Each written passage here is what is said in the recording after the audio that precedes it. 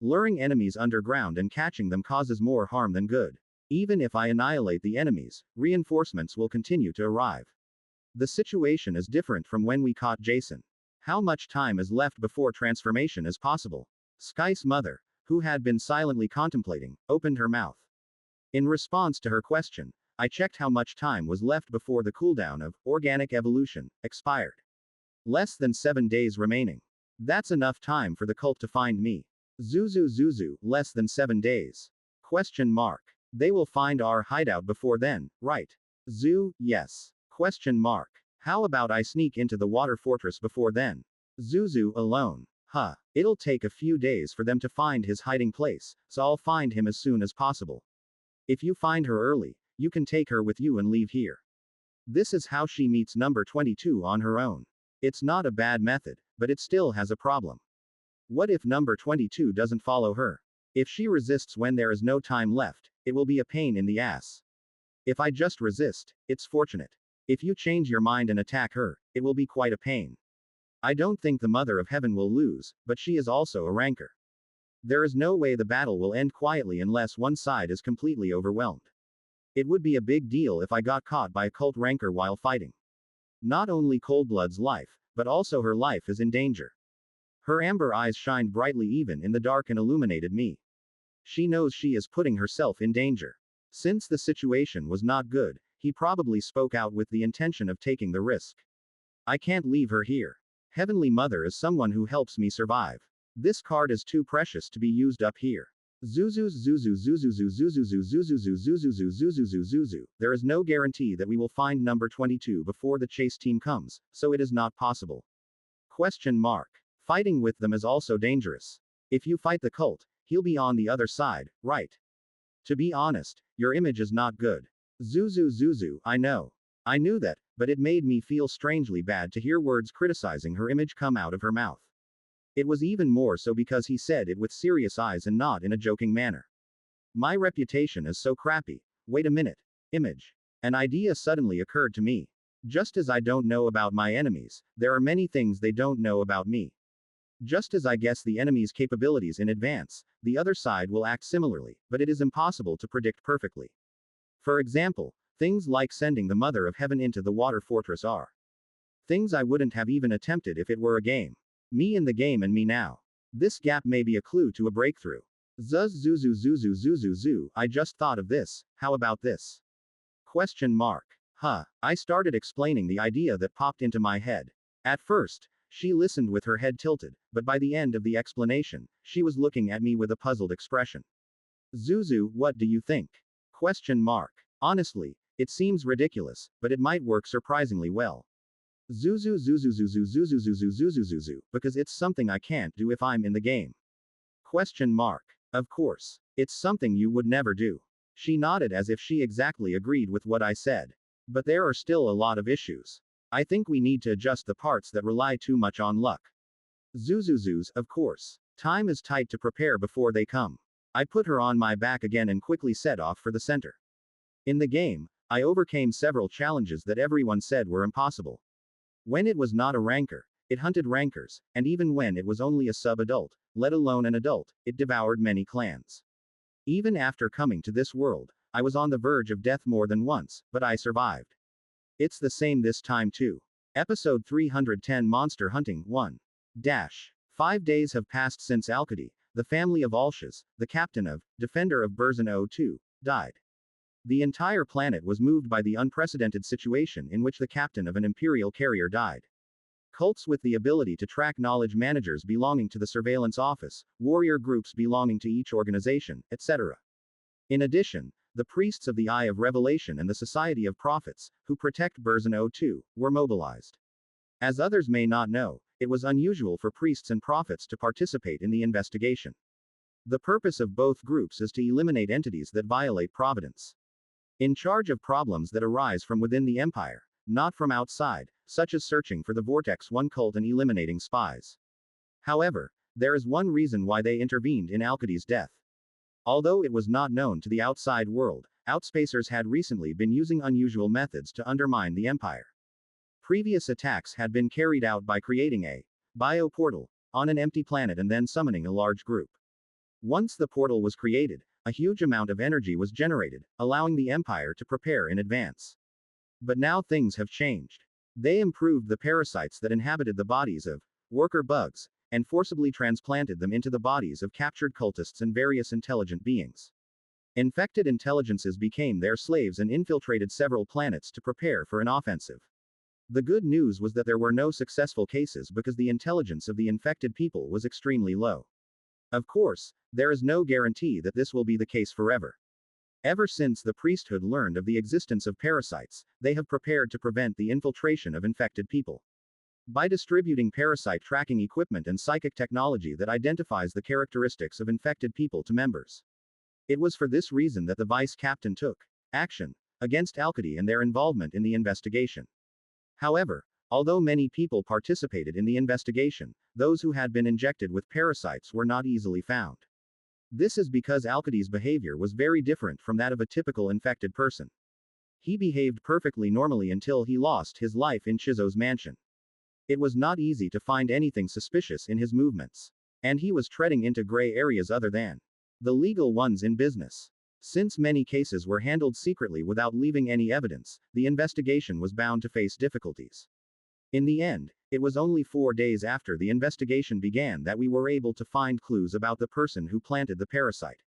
Before his death, Alkady sent a container containing living creatures to an abandoned building on the Avenue of Glory once every 3 days for about 3 weeks. It is a widely known fact that he has an abnormal desire to collect. There was absolutely no reason for such a person to send the animals from his collection to an abandoned street. Additionally, creating an outspacer's bioportal requires a huge amount of organic matter. The priests and prophets claimed that the abandoned building, namely the hover bus center, was their hideout. However, Alshas and others with experience fighting large-scale offensives in the past denied the theory that it was an operation by Outspacer. Many of the captains and warriors witnessed Outspacer's parasites. The being that emerged from Alkady's body had a completely different appearance and had extremely advanced abilities. So they expressed the opinion that it was the work of the Vortex 1 priests. The reason this became a problem was because the composition of the punitive force had to change depending on who the opponent was. An outspacer who was resistant to psychic power but cannot use psychic techniques. To deal with them, you need high firepower psychic power weapons and equipment with high physical defense. On the other hand, Vortex 1 cult members are very anomalous. The battle pattern completely changes depending on which Vortex 1 they serve. So, after the selection process, it is common to prepare equipment suitable for the relevant religious group. Since this opinion could not be narrowed down during the investigation, Kisos took action to mediate. While persuading Alshas, he ordered the Society of Prophets to prepare for the cult's possible secret plans. This is so that if anything suspicious is discovered during the subjugation, those deployed as reserve units can be deployed immediately. Since he agreed to pay half of the cost of operating the reserve unit, the Society of Prophets also accepted the arbitration. Among the priests, there were some who expressed dissatisfaction with having to divide the forces, but they could not refuse orders from higher authorities. In the end, the matter proceeded according to Kisos's proposed mediation plan. And on the 5th day, a punitive force to hunt monsters has entered the streets of Glory. Punitive force. Moving towards the hidden place. It's finally starting. Nern muttered as he heard a message from the Imperial carrier floating in the sky. He is currently in the situation room of a defense facility located in the water fortress. I was watching the operation with Alshas and several soldiers. I should have gone. Don't you know best that you can't do that too? Kisos was considerate of you. The defenders of Alshith's Imperial carrier Berzin 02 did not participate in this operation. She lost her family to an unknown entity. An ordinary soldier might not know this, but if a captain of an Imperial carrier falls into a desire for revenge while carrying out an operation, it becomes a serious problem. So another Imperial carrier took part in the operation in her place. Nern pointed out that point, but Alshas shook his head. That's not it. What concerns me is that the enemy may not be just an outspacer. You know this too, right? In fact, Nern had similar thoughts to her. Even if it was true that Outspacer did what the priests said, there were many things that were unclear. The war between them and the Empire is not just a day or two. There is no way they don't know that Berzin 02 is difficult to attack. It is much more efficient to attack planets on the outskirts of the Empire step by step rather than here. And of course, his rule over Alkady is also suspicious. His younger brother is the captain of an imperial carrier, and he himself is an influential figure in the streets of light. It is foolish to infect those who are overly exposed to the outside gaze. They are monsters, but they are not fools. Although the priests eagerly expressed their opinions, Nern felt that the explanation alone was insufficient. From his perspective, they are hiding a secret that the priesthood does not know about. Or a third entity that is not an outspacer. But I didn't bother to say those words out loud. I can't help it. I have no choice but to point out immediately what is suspicious about you. Will those proud priests listen to me? I have no choice but to listen. You are the one who has fought against them countless times. She looked away slightly, as if she was embarrassed by Nern's simple praise. Currently, Alshith is participating in the operation in the capacity of an advisor approved by the Council and the planetary governor. You cannot directly participate in operations and battles, but you can instead convey your opinions to the punitive force on the field. The priesthood did not particularly object to that aspect. This was because they knew that she was a veteran warrior with tremendous combat experience. Isn't that the same for you, senior? More than that, you're not even going to fight, but you brought a weapon. Nern's gaze went down the chair she was sitting on. Alshaz held in his hands the two black axes standing at his feet. One of these was given to me by a friend of mine at the Society of Prophets. You use an axe while you're in the Society of Prophets. You are an unusual friend. It is not a weapon that he personally used. To be precise, he gave me a weapon that he received from someone else. There were complex emotions in her eyes, as if the object had some story behind it. If you have a friend in the Society of Prophets, wouldn't he give you some advice on this operation? Unfortunately, that is not possible. Because Providence took it away not long ago. I'm sorry. After hearing those words, Nern realized that the true nature of that feeling was sadness. He quickly apologized and she nodded as if it was okay. My friend gave his life for the cause. We have lost many of our compatriots so far, but I believe that one day their sacrifice will pay off. Now it is my turn to follow the legacy left behind by my friend. I hope that the great cause will be accomplished without any further sacrifices. You will definitely be able to bring peace to the Empire. Do you believe me? When she heard those words, she looked at Nern with a strange expression. She met Nern's gaze for a moment and then said, I wish I could enjoy that peace with you, too. Me. Yes. You are important to the cause. You must not die until your purpose is achieved. FGEwanbell.com. Thank you for your words. Don't worry. Providence sent me back to defend the Empire. I will never go to his side until his will is accomplished. When Nern spoke firmly, she smiled with satisfaction. At that time, the cultist who was printing images of the movements of the punitive force shouted. Punitive force. Entering the center. With that, the conversation between the two ended. Everyone's eyes were focused on the image floating in the center of the situation room. The punitive force had just set foot inside the hover bus center. Identification of residual pheromones of parasites. It continues inside. We confirmed the marks left by the container. 200 combatants from different specialties, including warrior group knowledge managers, hunters, paramedics, and priests who had learned tracking techniques, entered the abandoned building.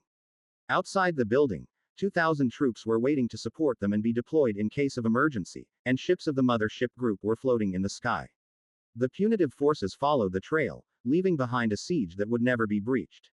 Traces of something huge remained intact on the sand piled up inside.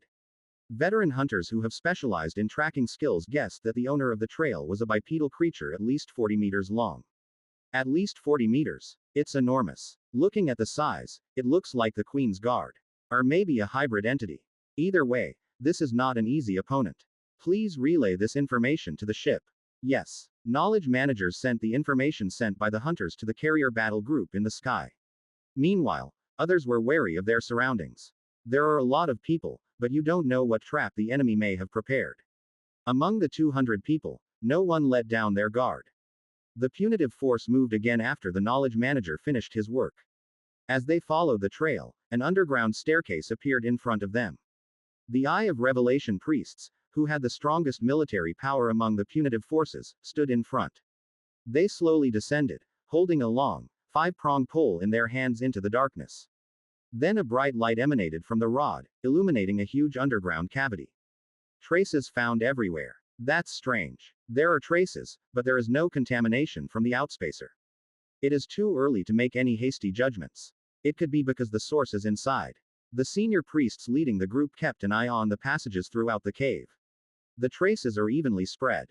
It's a trap. What about the ship's contact? As a result of confirmation with the detection system, a creature of similar size to the owner of the trace was detected 2 kilometers away.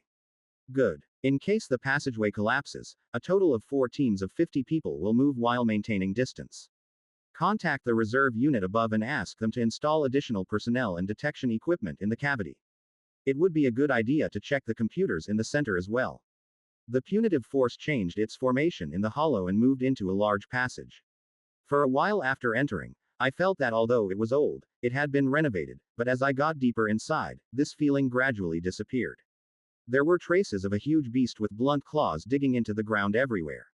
How's the communication status? Good. If there is anything wrong, please report it immediately. It's strange. There is no sign of a bioportal. No pollution or energy detected. The underground passage was quiet except for the footsteps made by the punitive force. That part, in turn, made the senior priests anxious. It was normal for something to come out by now.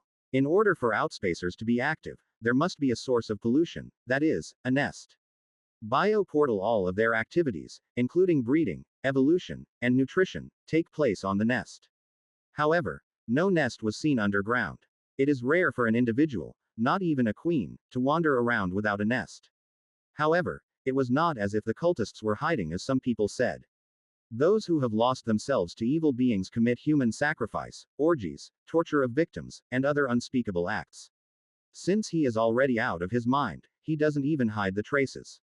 5 minutes have passed since the punitive force entered the passage. At this point, it was normal to see at least one bone, corpse, or blood.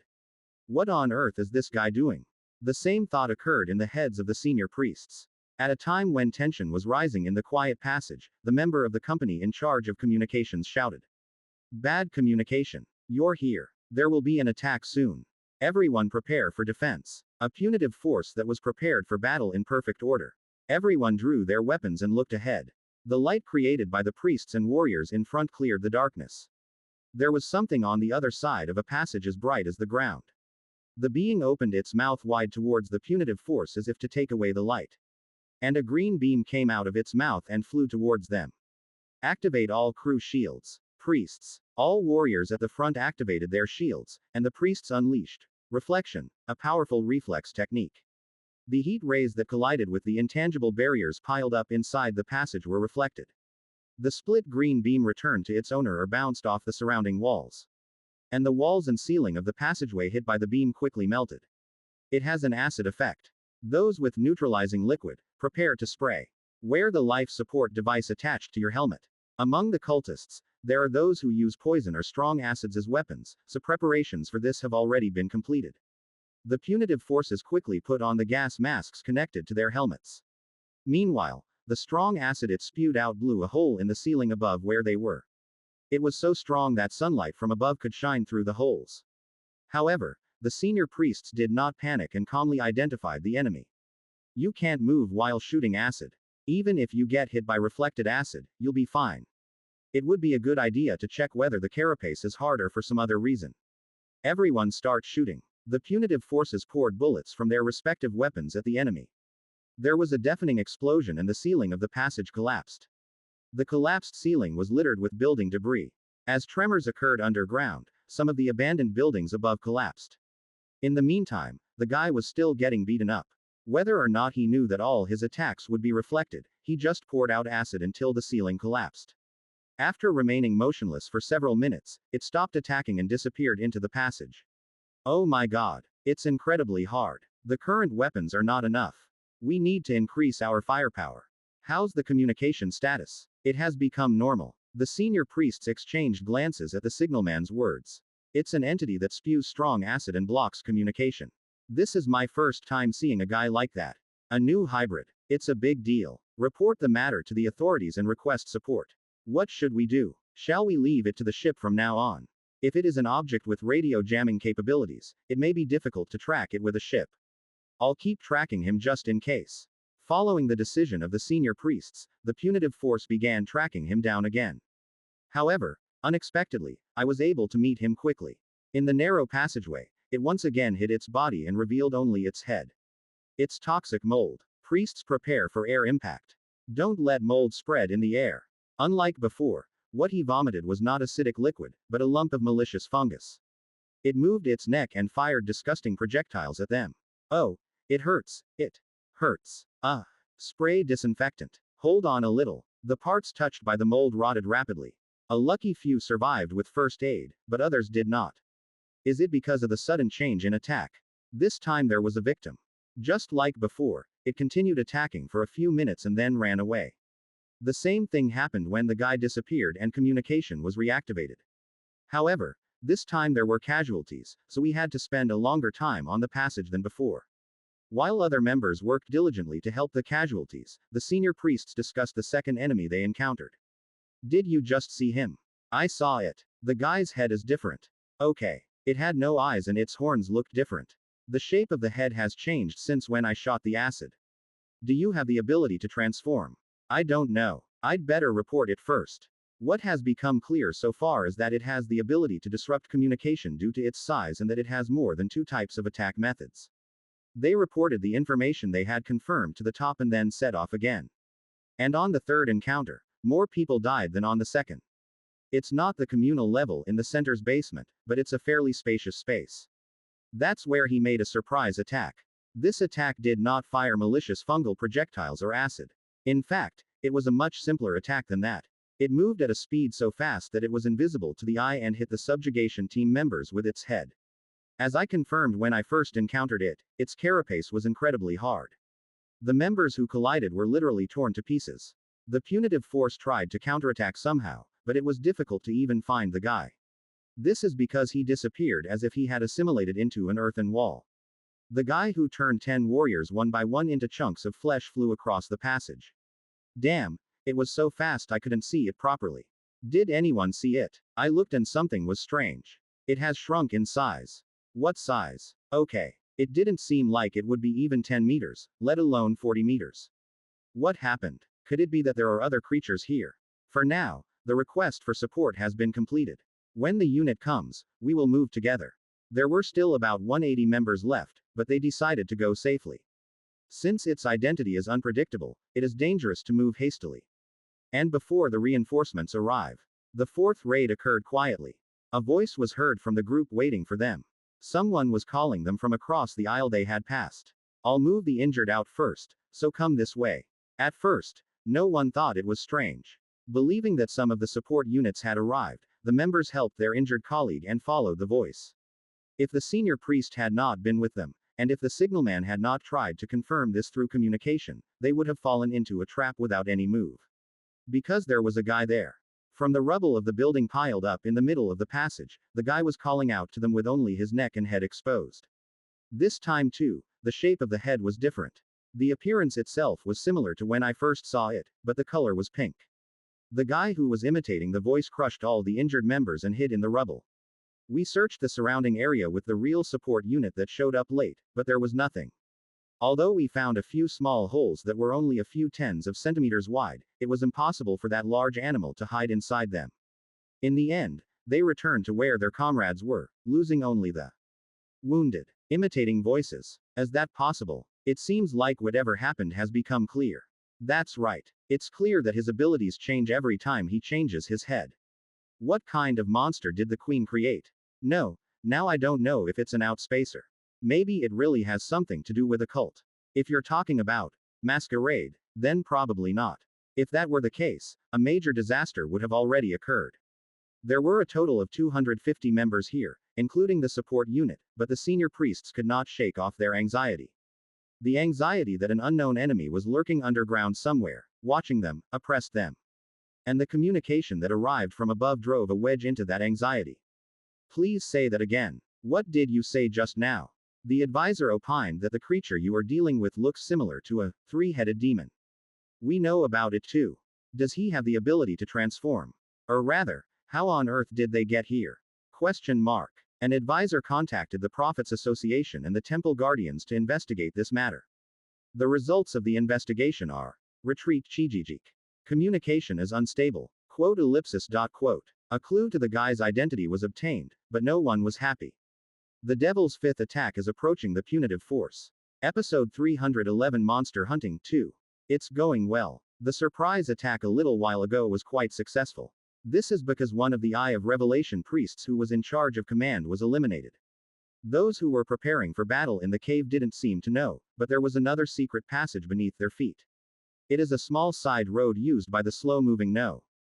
26. I waited until the guy who confused the enemies by imitating his voice escaped through the passage and then attacked them. The human beings who received my call went into battle for the first time in a long time. Many of the enemies I've fought so far were immune to the paralyzing sound waves of the worms. As a result, there were few opportunities to be active other than to acquire information, but not today. Enemies who did not expect an attack using sound were hit by the sound waves and were incapacitated. Even priests. They urgently used psychic techniques to remove the paralysis, but it was already too late. One of them was hit by the acid breath fired by the central head and disappeared without a trace. Immediately after achieving my goal, I retrieved the Inyanchung and ran away. The priests, who had lost a comrade in an instant, ran wild, but there was nothing they could do but scream. Apart from anger, I don't know what kind of traps there might be in this basement, so I can't move quickly. I retreated without any restraint and put my 3 heads on the floor. Auxiliary organs attached under the chin collected what was happening above the underground passages. Since it has 3 heads, the performance of auxiliary organs has also improved by more than 3 times. Thanks to this, it was possible to easily observe the movements of enemies without having to build a nest. Arranging the battle line, the enemies in the cavity did not move. Instead, a new movement was felt from the center. Unless they are idiots, they must have gained information during the 5 raids. Prepare accordingly. Okay. You're doing great. Did they know that their actions were what I intended? There are 2 main goals I need to achieve in this fight. The first is to buy time. To infiltrate the water fortress, you must transform into a clever weakling, but the cooldown is not over. You have to wait at least 2 more days. After the parasite was discovered, I prepared several things to ensure a long-term battle with the enemy. Dozens of large and small caves drilled underground are also part of the preparations. If it were a normal planet, it would have ended with the use of an Imperial mothership, but this is Burzon 02. There are several cities on the ground above your head. If you want to catch me, you'll eventually have to enter the underground passage. Also, apart from the fact that this is a cult planet, they are not used to fighting underground. Except for the Eye of Revelation priests who deal with the cult, most people have probably never fought underground. Priests also fight much better when they are above ground rather than underground. So, I prepared a battlefield with a complex structure so that it could take a long time. Before they built a siege network, number 26 and I worked diligently to build it. The maze spread out like an anthill, and in addition to passages that I can walk through, there are also many tunnels that a Daya or a shrunk number 26 can wander through. When I guide the enemies to a specific point, the kids carry out guerrilla warfare. To be honest, it's not difficult to annihilate the enemies here right away. This is also possible with number 26 and Adai, who have been transplanted with my characteristics. Or, you can just sprinkle colors of the abyss on top of the nest like you did before. Instead, the reason for putting in this effort is related to the second goal. Providing misinformation to the real enemy. The key to playing Imorph in the game lies in the characteristics he possesses. Using a huge number of characteristics at the right time and place to inflict unpredictable attacks on the enemy. That's a mob's basic strategy. In other words, if the other person knows what characteristics you have, the effect is halved. All the enemy needs to do is catch the weakness of my characteristics and prepare for it.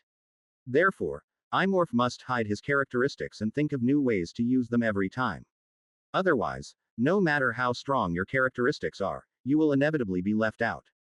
To return to the topic, the cult group that is confronting me right now is not, strictly speaking, my enemy. It is safe to say that it was a scouting party sent by my true enemy. The cult ranker hiding somewhere up there is probably diligently analyzing it. I will be carefully examining things like what stage of evolution I am in and what characteristics I have. Even though he knew that, the reason why he did not hide his characteristics and exposed them at every opportunity was no different. This is to hide really important weapons and provide false information. At this point, the most powerful weapons I have are 2. These are the characteristics I gained through the people who helped me in the transcendental system. The first of these is something that anyone who knows me in the game would never believe. No one I've ever met thought that the guys I was with had free will and followed me. Cynthia, who last fought with me, also thought of number 26 only as a pet. Even my heavenly mother said it was a miracle that I could walk around with other living creatures. The same goes for the mysterious rancor fighting me in version 02. He doesn't know that I have company. Even if they knew, they would think they were under my control and would not know that they had become powerful enough to hunt rancors on their own. And to hide the fact that I had a colleague, I pretended to have the characteristic of being able to freely change my body. For example, number 26 and Oddeye, who attacked the enemy instead of me, used the characteristics I possessed. First, Oddeye. The guy actively used the newly implanted special defense-related fusion characteristic, Protection Color. The effect of protective coloration is to imitate the surrounding environment and hide by staying in one place for a few seconds. This is a useful trait for Oddeye, who is small and moves quickly. Of course, it is impossible to avoid the detection system with protective color alone, but that is not a big problem as number 26 can assist. When number 26, who was hiding in a secret passage, nullified the detection equipment with psychic power, Oddeye came forward. As he always did, he fought by using red armor to protect his body and then accelerating and striking the enemy. The enemy was helpless in front of the Galagon projectile, which never broke. Next is number 26. He used mutation tentacles and mimicking tentacles to clean up the injured. In the game, the mimetic organ was a characteristic that was like my identity. Imitating voices and appearances to lure and kill enemies was something I often did. There's no way a rancor wouldn't know that both protective coloring and mimicry are traits I often use. They probably think it was me who did it. The enemy will probably think that I have gained the ability to adjust body size or the ability to transform into different forms. It's not like they don't have similar characteristics. At least it is far from what the enemy imagines. The more these illusions accumulate, the more likely they are to make a fatal mistake. It's already like that now. The enemy rancor made a wrong decision. If I had fought, I would have used the Imperial mothership at least by the time we were attacked the second time. However, the enemy does not do this and continues to send troops underground. It may have been a decision made out of a desire to find out more about my qualifications, but the important thing is that he is belittling me. FEWebnovel.com. In his view, I am in a state of constantly exposing my characteristics and running away. Not having built a nest is a bonus. However, this is not to lure them into a trap. If that were the intention, would the 200 or so cult members who went underground still be alive today? Any rancor who has fought Imorph will know what this means. It's just that I came to this planet not long ago, so I'm not ready to fight.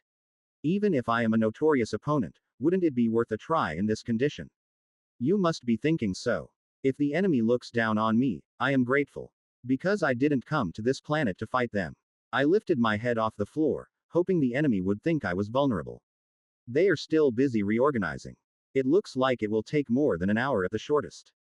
In the meantime, I also have work to do. If you succeed in this, you can earn quite a long time. I moved again toward the inside of the wide open passage. Watching Alshas working hard to communicate through the communicator, Nern recalled his nightmare. I have witnessed a similar scene before. Three-headed devil, a rare devil who destroyed the Imperial carrier and carrier battle group in the Holy Land Sagil 08. The monster appeared in the video recorded by the Punitive force. It looks different, but it's definitely a guy. The head shape seen at the time taken with the Imperial carrier's camera was quite different from its current appearance.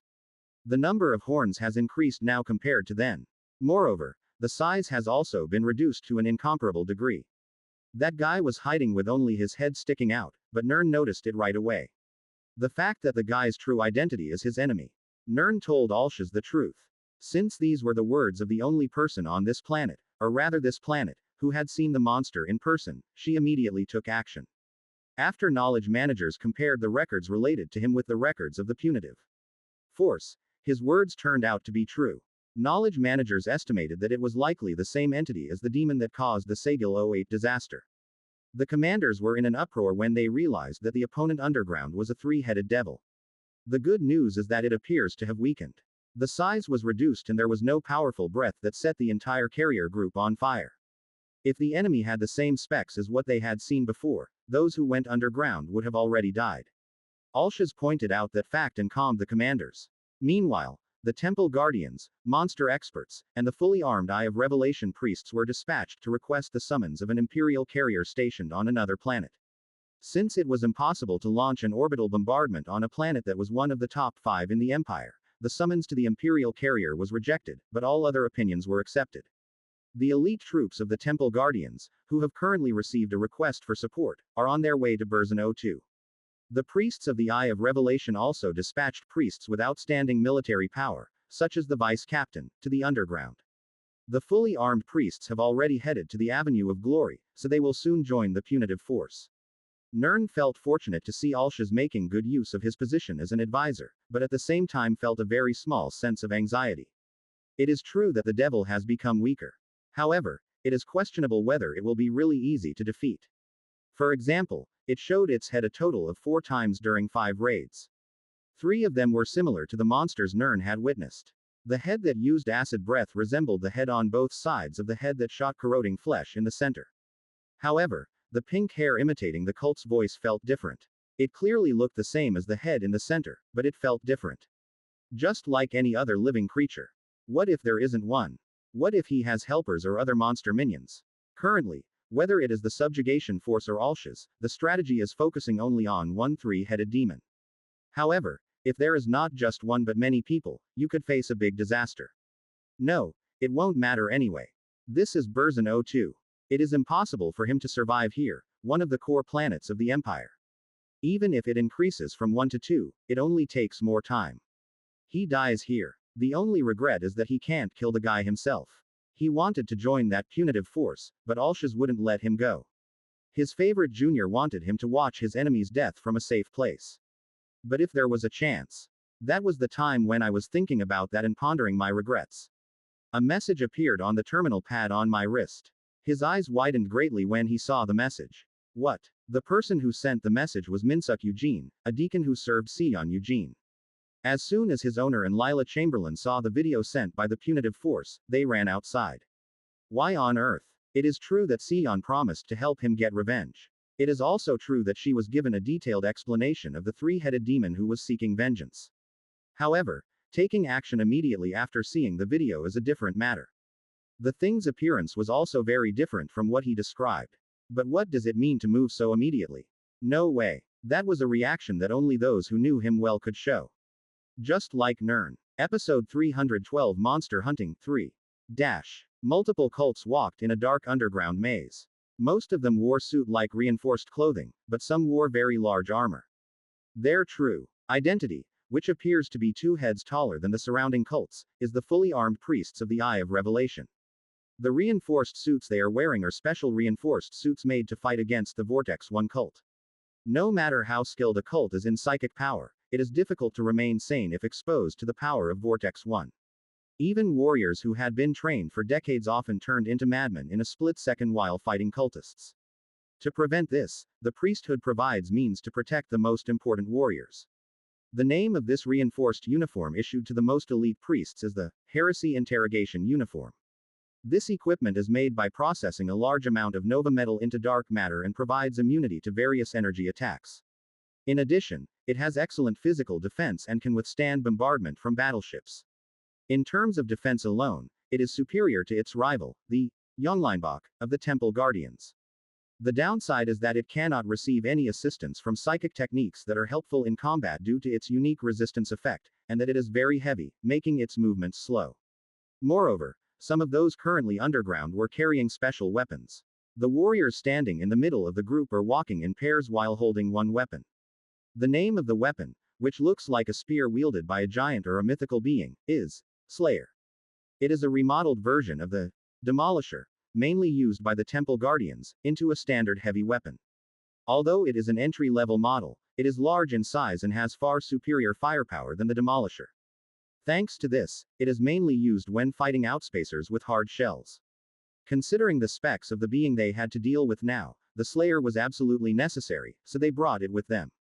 The speed of the punitive force was very slow due to the priests wearing heavy equipment as well as the warriors carrying heavy weapons. But no one was to blame for this. Their opponent is a monster with great strength, high intelligence, and even the ability to transform. If you don't have this level of equipment, you will most likely be killed if you encounter him. Didn't the punitive force that came in before them actually suffer great damage? So, The punitive force chose a strategy of building a siege network that could drive the bastards in, albeit slowly. Because of this, it took a full day, but the results were clear.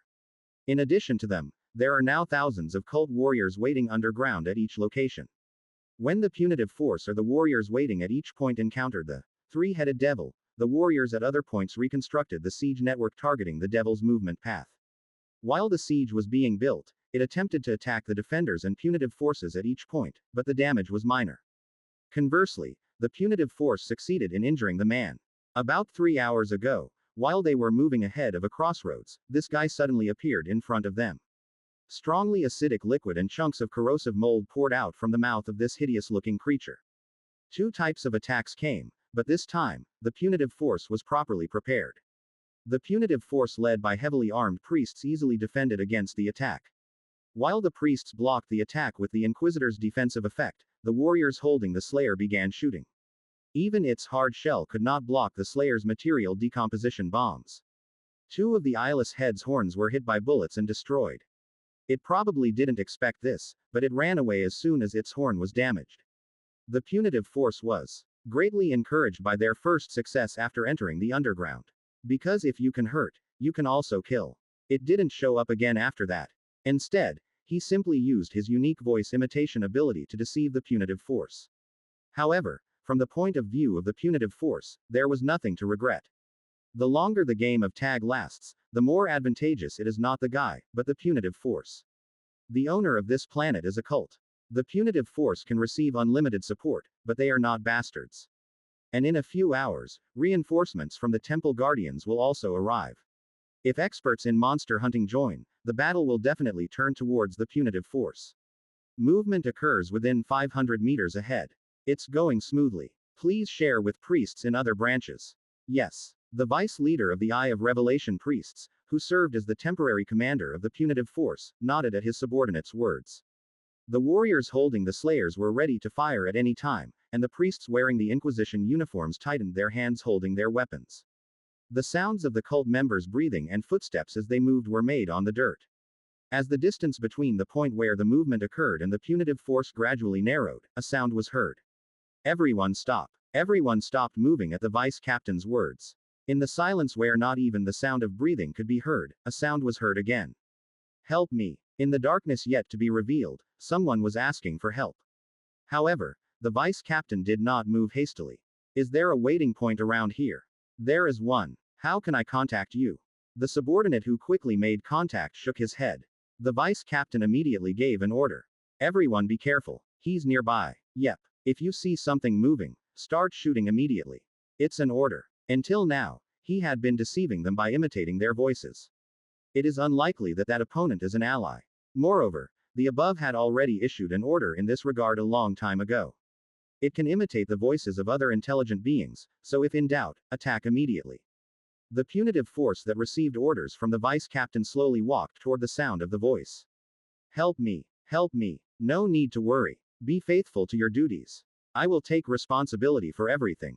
Help me. The closer they got, the more desperate the screams became. Every time a voice was heard, the vice captain reassured the subjugation team members not to be agitated. Then the voice suddenly cut off. The passage, which was supposed to be filled with silence, began to vibrate. The vice captain saw something beyond the shaking darkness and shouted loudly. Start shooting. The Slayer and various weapons spewed fire, brightening up the black cave. An explosion more intense than light struck the walls of the passage mercilessly. Through the flashing light, I saw a huge creature twisting around. The indiscriminate firing of the punitive force ended after the creature stopped moving. The dirt-covered floor was already soaked with the blood the bastard had spilled. Although no creature could survive after shedding this much blood, the vice captain did not let down his guard. Let me check. A priest approached him cautiously. Vice captain. What? Are you still alive? That's not it. Come here. The emotion of embarrassment was evident in the voice of the subordinate who identified the body. It was only after the vice captain checked the body that he realized why he was embarrassed. The body in front of him. The identity of the guy hiding half of his body in the dirt is not the three-headed devil. That was Red Worm, an entity that had a significant impact on the planet's ecosystem. What should I do? It would have been better than the current situation if he was still alive. Damn it. The dead red worm was an individual that had not yet fully grown. Just looking at its size, it was similar to the three-headed demon they were chasing. What this means is that he can avoid the attention of the punitive force by pretending to be a red worm. No, maybe he got out of this area a long time ago. eubnovel.com. This was a blind spot that arose from tracking the creature based solely on its size and vibration. Contact above immediately. He is mixed among the red worms. Yes, I understand. At that time, the quiet passageway vibrated. The vice captain knows what that vibration means. Another red worm is coming. Everyone prepare for battle. The three-headed devil didn't just run away. A huge trap he had prepared was targeting them. Dash. I got caught. Vibration that can be felt even when the assistive device is not placed on the ground. It was a signal that the red worms were moving. They might have thought they had successfully surrounded me, but that was not the case at all. On the contrary, I led them to a specific place. This is red worms territory. The punitive force doesn't seem to have noticed, but the passages they are currently standing in were not created by me. All I did was create a slight path in the tunnel where the red worms were passing through.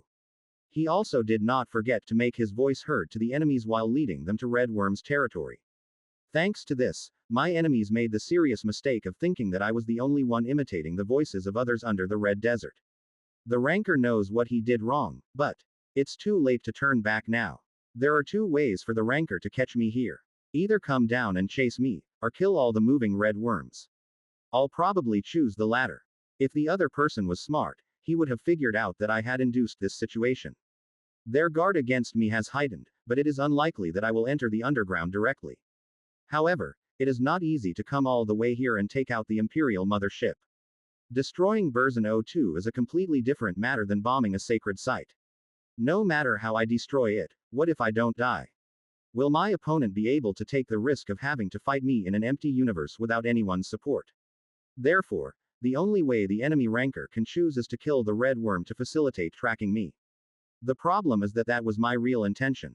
The number of red worms I encountered before he established a siege network was over 80. How long does it take to track down and kill so many red worms one by one? It will take a week at the earliest. All I have to do is wait until I can transform while they chase after their wrong target. Of course, we need to add some seasoning in the middle. I need to show up at the right time to keep my enemies from deviating from my plan. Only then will the enemy continue to pursue red worm with vain hope. It's a bonus to keep making people think I'm in a weak state. Then move again. Oops. As I was about to go find those who had not yet encountered red worm, I remembered something I had forgotten. I raised my fighting arm and grabbed the two horns on the left side of my head. And I broke the horn with all my might. Number 26 saw me breaking the intact horn and tapped me with its tentacle. Question mark. Big baby, why are you breaking the horn? Zuz zuzu zuzu zuzu zuzu zuzu. I'm acting because I'm not healed. Question mark. Acting. I know acting. When I imitate bad kids, it's also acting. Zuzuzu. Exactly. I'm good at acting too. Look, he said and took out a mutant tentacle. The ordinary tentacle wriggled and transformed into something similar to the left head with a broken horn. It was just pink in color, but it looked exactly like my hair does now. Zuzuzu, you're good. Question mark.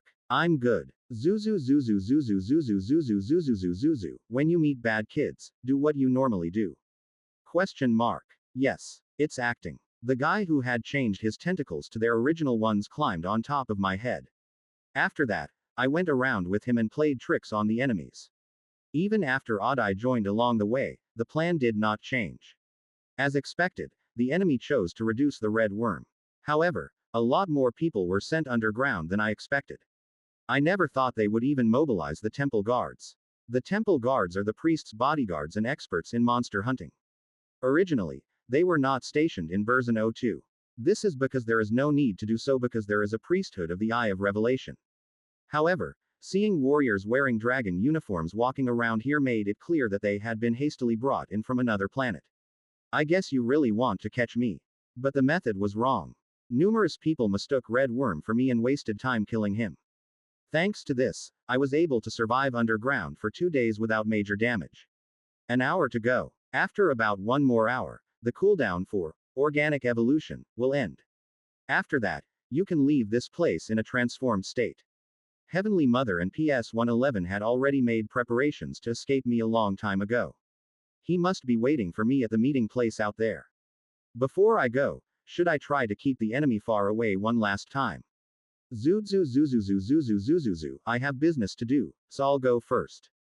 Question mark. Yes. Question mark. Hurry up. Come. Wait for you.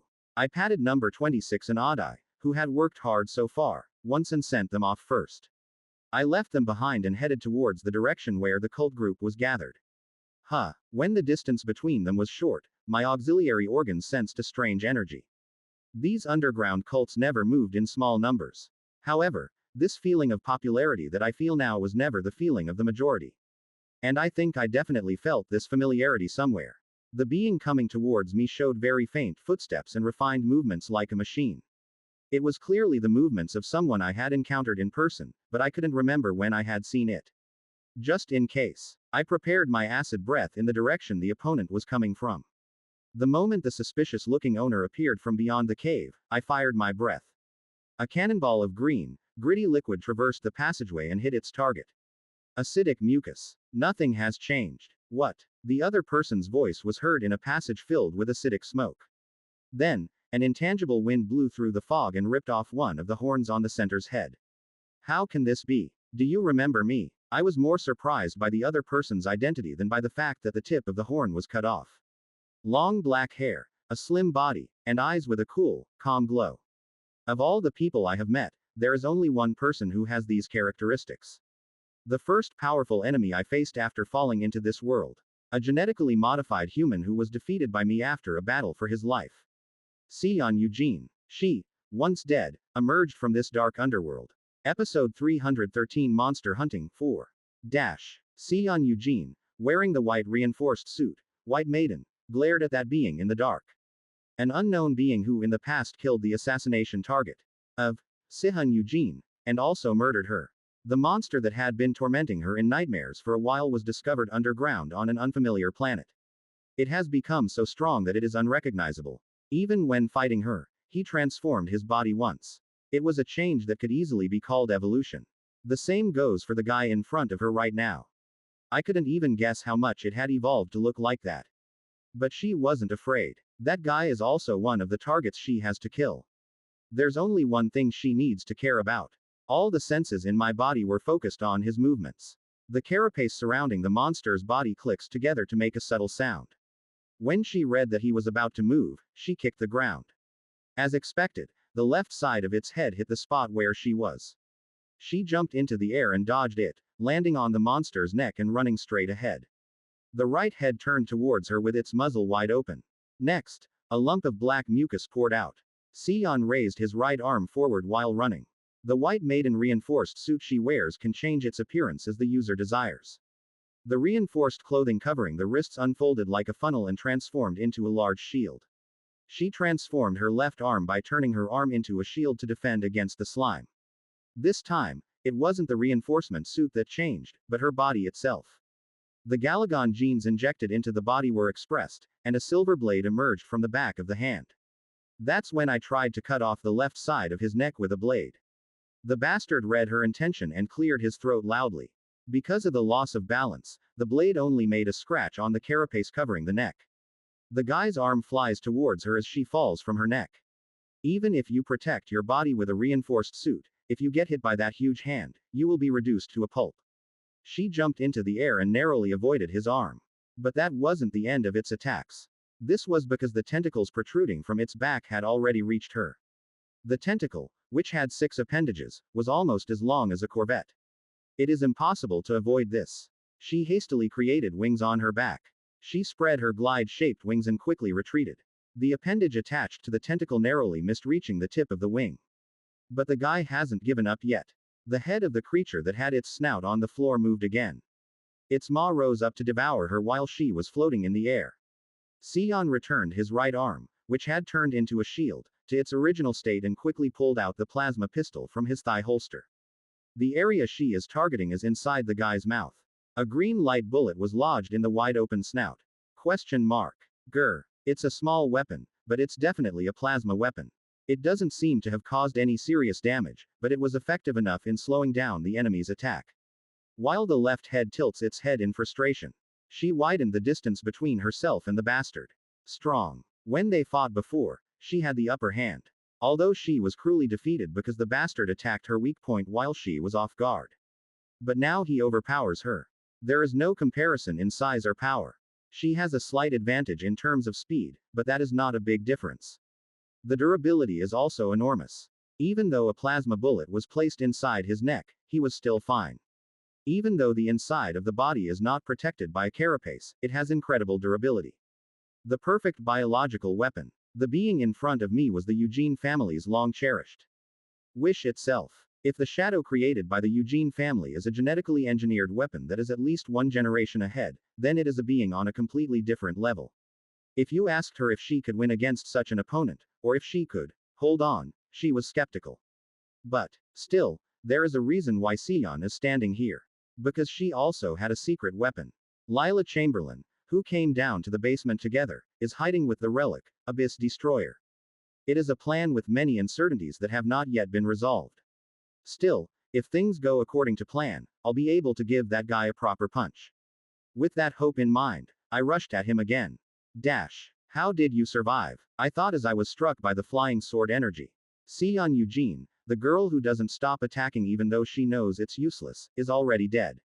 I remembered it clearly because by feasting on her, I had gained useful traits such as mimetic organs and monster's tentacles. The woman fighting with me was clearly Seon Eugene. All elements, including her fighting style, movements, and body reactions, were identical to her dead counterpart.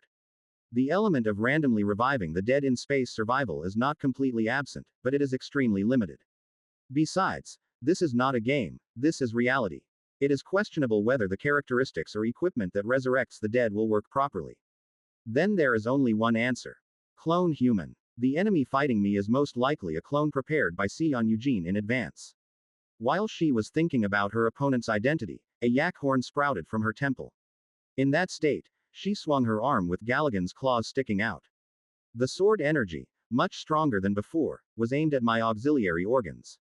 2 skills. From what I remember, Seon's weakness was that she couldn't use more than one genetic technology at the same time. But now she was using both the yak horns transplanted to her head and the Galligan's claws transplanted to her arms. I was wondering how you cut the horn. I turned my head and defended myself from the sword with the tusks that sprouted from either side of my mouth. There is a slight scratch on the blade of the tusk, but it is not a major damage. I hit her on the head with my fighting arm. TCH. She clicked her tongue briefly and dodged the attack from my arm by jumping to the side. The eroding tentacles on my back shot out in the direction she was avoiding. As if she had read my attack, she changed her arm back into a shield. A white shield and an erosion tentacle collided. Although he succeeded in blocking the erosion tentacle with his shield, he looked quite embarrassed. He must have realized that the power contained in the tentacles is not light at all. I spread the membrane on one of the wing arms and vigorously swept the floor where she was standing. Perhaps because he decided that running away like before was impossible, this time he used reflection. My wing arm stopped in place just before it swept her away. The enemy did not miss the short gap and quickly escaped. Shit. Other than being covered in sand, she looked fine, but her expression was not good. This is because the part of the arm that was transformed into a shield was damaged. Even though she is a white maiden, she is not all-powerful. I already know what the reinforced suit she's wearing is. Just like the code black I killed before was wearing the black shroud, she was also wearing Yule-class reinforced clothing. White Maiden is a special reinforced suit incorporating nanotechnology that can freely change its shape according to the user's will. It is a piece of equipment that greatly depends on the level of the user. In addition, it has useful functions such as self-repair and the ability to absorb other substances and use them as an energy source for reinforced clothing. The downside of Seon is that he cannot use more than one genetic technology at a time. White Maiden, which can freely change its body, can effectively compensate for this shortcoming. It must have been given to her by Akira Eugene, the head of the Eugene family and the third-ranked ranker. But White Maiden also has its drawbacks. If you receive an attack so strong that the durability of the reinforced suit cannot withstand it, as it is now, recovery will be slow.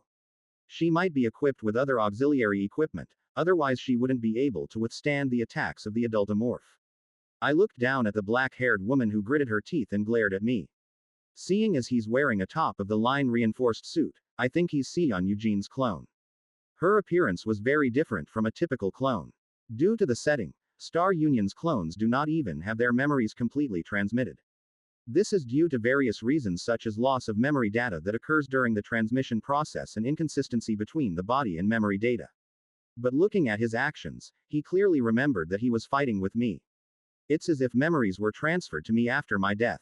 Has a new technology been developed that I don't know about? Of course, I think that's unlikely. If that were the case, all of the rankers who died against me would have been resurrected as clones and would have come to catch me. It would be reasonable to say that the clone of Seon Eugene in front of me is an extremely rare case. There's no need to worry. All you have to do is ask her directly. At that time, she was glaring at me, then turned and ran in the opposite direction. It looked like he gave up in despair and ran away. No way. I already sensed that their intention was not to run away, but to lure me in. Before meeting her, I didn't feel like I was popular. 2. To be precise. There was another person other than Seon, but I barely felt it right now. Unless it suddenly disappeared. It was clear that he was hiding inside that passage. It definitely felt quite heavy. Before it disappeared, the vibration was felt quite loudly. It means that the weight of the opponent is considerable. No matter what, it won't be easy to defeat me. After preparing to prevent any possible surprise attack, I followed the path Seon fled. The auxiliary organs attached to each head were also constantly checking the surrounding area to see if there was anything unusual. As a result, the auxiliary organ picked up the subtle mechanical sounds coming from one side of the wall. All of my snouts pointed in the direction of the sound. Shit. He found out. Seon, who saw me, shouted as if he was angry. Her colleague disarmed the optical equipment that resembled a wall, or rather a wall, and raised a weapon towards me. A dark blue heat ray fired from the muzzle of the standard demolisher, Slayer, flies toward the head in the center. I knew it. It was predicted long ago that such a surprise attack would occur.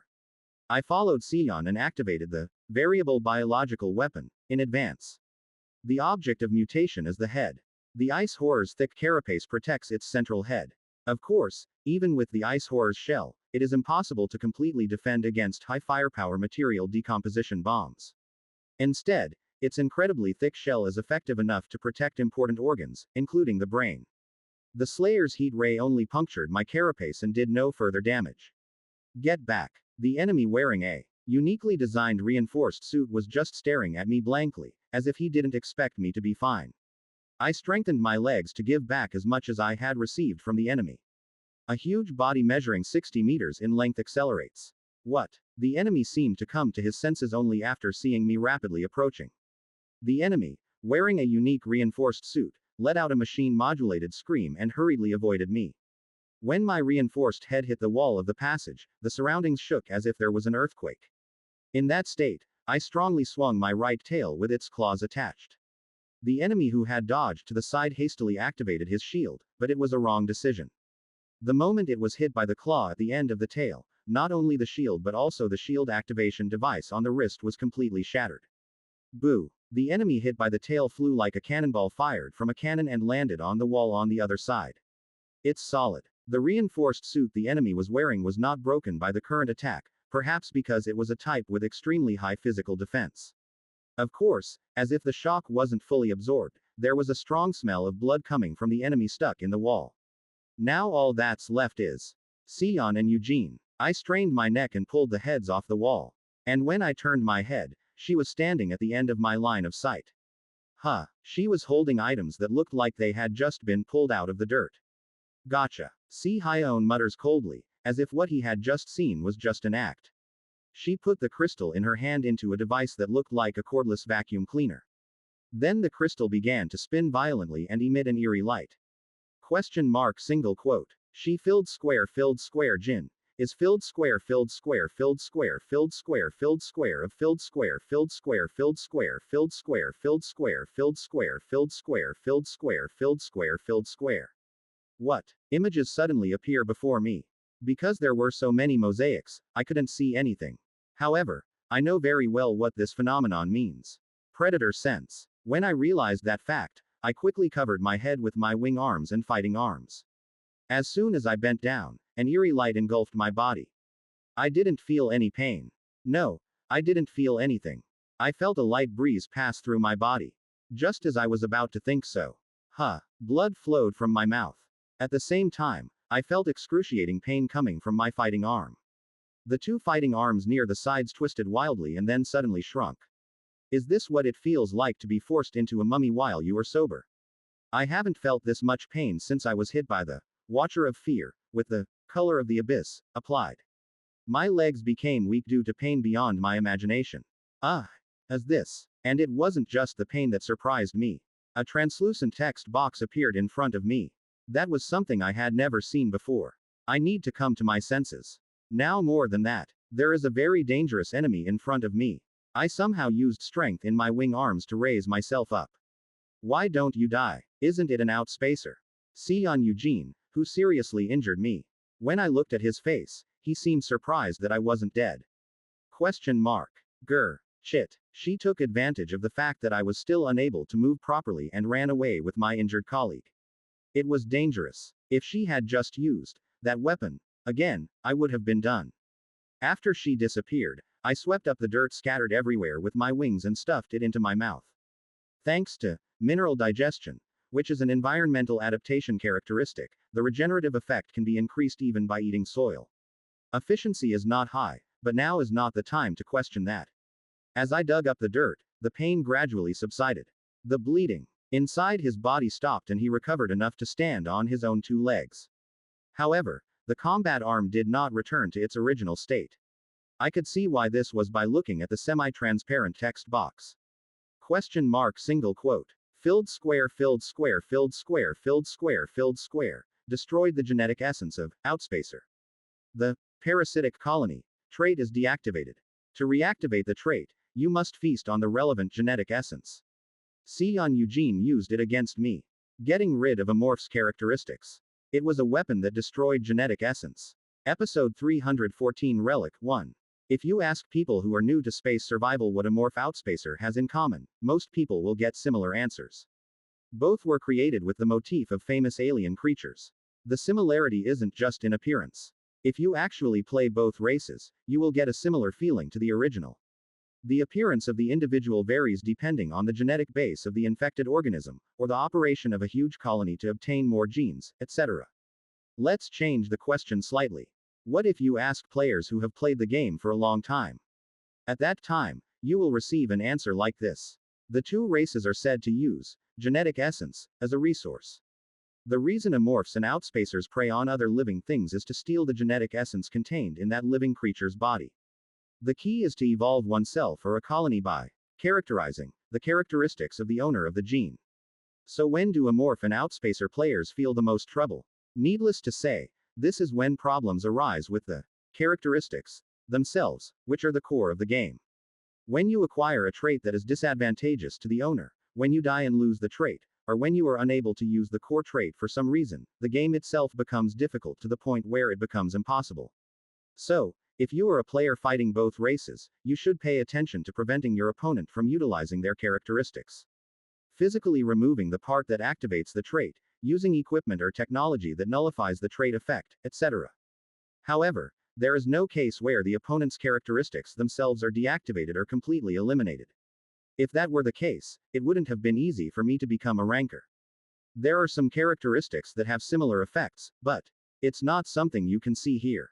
Moreover, what Seon used was a weapon, not a technical characteristic. I never thought they were both bait. I knew that Seon himself was acting as bait. I thought it was a strategy for someone wearing a unique reinforced suit to snipe me if I lured her in. My prediction was only half correct. The two tricked me so that the hidden weapon would not be discovered. They attacked me, trusting only that weapon. I took a hit. To be honest, it would be a lie to say that I didn't let my guard down. Rather than focusing on the fight, they paid attention to things like Seon's identity plan. The price of thinking about random things during a life-threatening battle was fatal. The fighting arm still showed no signs of getting better. Let's focus. We can't help what happened in the past, but we must be careful in the future. The battle is not over just because Seon is not here. I thought back to the situation in which she used the weapon. While I was attending to her companion, Seon took out a weapon hidden on the floor. To be precise, I held the weapon materials in my hands. It was a combination of something that looked like crystal and a firearm that looked like a vacuum cleaner. She assembled the two tools into one. After completion, the crystal glowed and rotated. Then, a wave of light in the form of a halo of light was emitted from the weapon. As I was standing in an underground passage that was closed on all sides, I was completely hit by the waves. No, even if it was a large space, I wouldn't have been able to avoid it. The wave generated by the weapon had already reached my body the moment I recognized it. In fact, it should be considered impossible to avoid. Afterwards, as warned in the text box, the parasitic colony trait on my body was deactivated. The original parasites were spawned from the fighting arms. The reason my arm was broken was probably because the parasitic colony trait was blocked. Seon, who had dealt a fatal blow to me, retreated, taking his fallen comrade with him instead of making additional attacks. The situation from before was concluded with this. The question that arises here is what information can be obtained. Why did Seon act like that in the end? That is the biggest question. If she had used the weapon again, I would have been in a state of no recovery right away. She also knew that I was not okay. The fact that he knew but did not do so means that there are some restrictions on the use of that weapon. She said after using the weapon. Wasn't it an outspacer? The contents of the text box are similar. Because it was revealed that Outspacer's genetic essence was destroyed. Parasitic colony is a fusion characteristic created from characteristics obtained by preying on Outspacer worker beetles.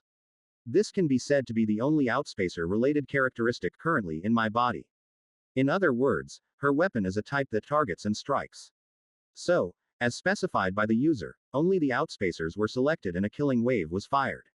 Then, a second question arises here. Why was the Outspacer's gene destroyed? That's not it. She had no choice but to do that.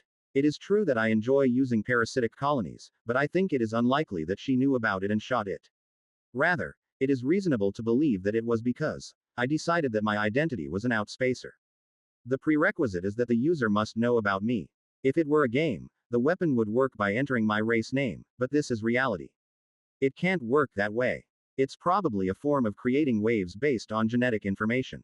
My guess is that if you input the genetic information of another living thing into a weapon, you might be able to shoot a wavelength that can kill that living thing.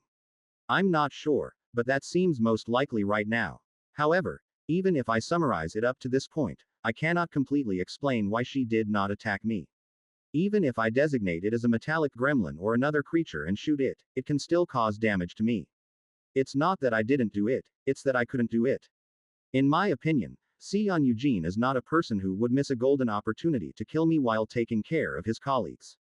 If he were that kind of person, he wouldn't have used himself and his colleagues as bait in the first place. It is reasonable to assume that the weapon could not be used due to some limitation that I do not know. There may be a cooldown after using it once, and the energy consumption each time you use it may be so high that it may not be possible to fire wildly. No matter what it is, that part is the weakness. If the energy consumption is high, it is understandable that she could not use the weapon in succession. From her point of view, it was as if her fortunes had been set from the moment she failed to kill me. Because I can't waste my remaining energy in a situation where I'm not sure that I can be killed. Once she runs out of energy, that's it. Looking at the circumstances, her plan was only half successful. I'm sure her weapon doesn't contain my genetic information.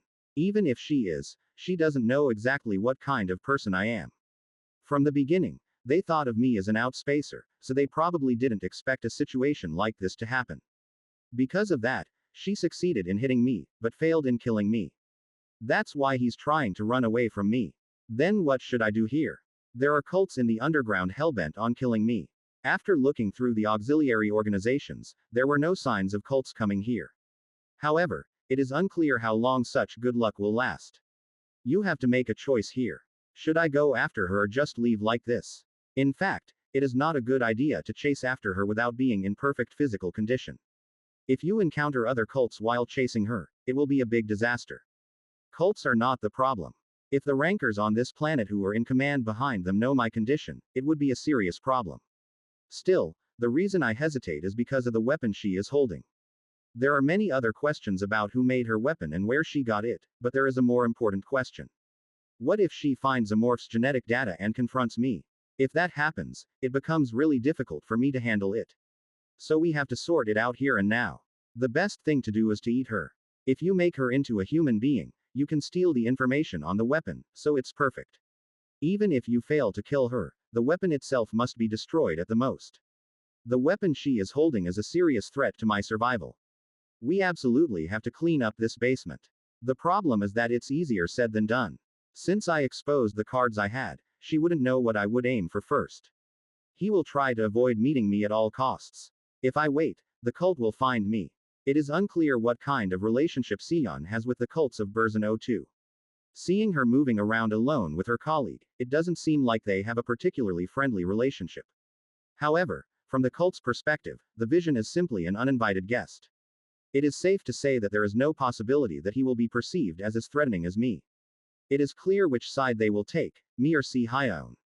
The longer the fight between me and her goes on, the more likely I am to lose. You have to end it as soon as you find her. Deciding to go after Seon, I got up. My fighting arm fell out of my control and fell to the floor. It seems that the function of the arm was greatly damaged due to the parasitic colony being restricted. Even when I changed my arm using a variable biological weapon, it did not move properly. I lost my arm, but I'm okay. I still have wings, arms, legs, and tentacles. I pulled out the tentacles on my back and supported my staggering body. Even if you fail to kill him, you still have to deal with that weapon. It is difficult to imagine that a weapon that fires a wavelength that destroys only specific genes will be mass-produced. Even if it were possible to make it, since it is a super weapon, the cost and time would be as high as that of first-class equipment. Either destroy it or, if the circumstances allow, I want to feast on her weapon. Having set a new goal, I follow the traces left by the enemy.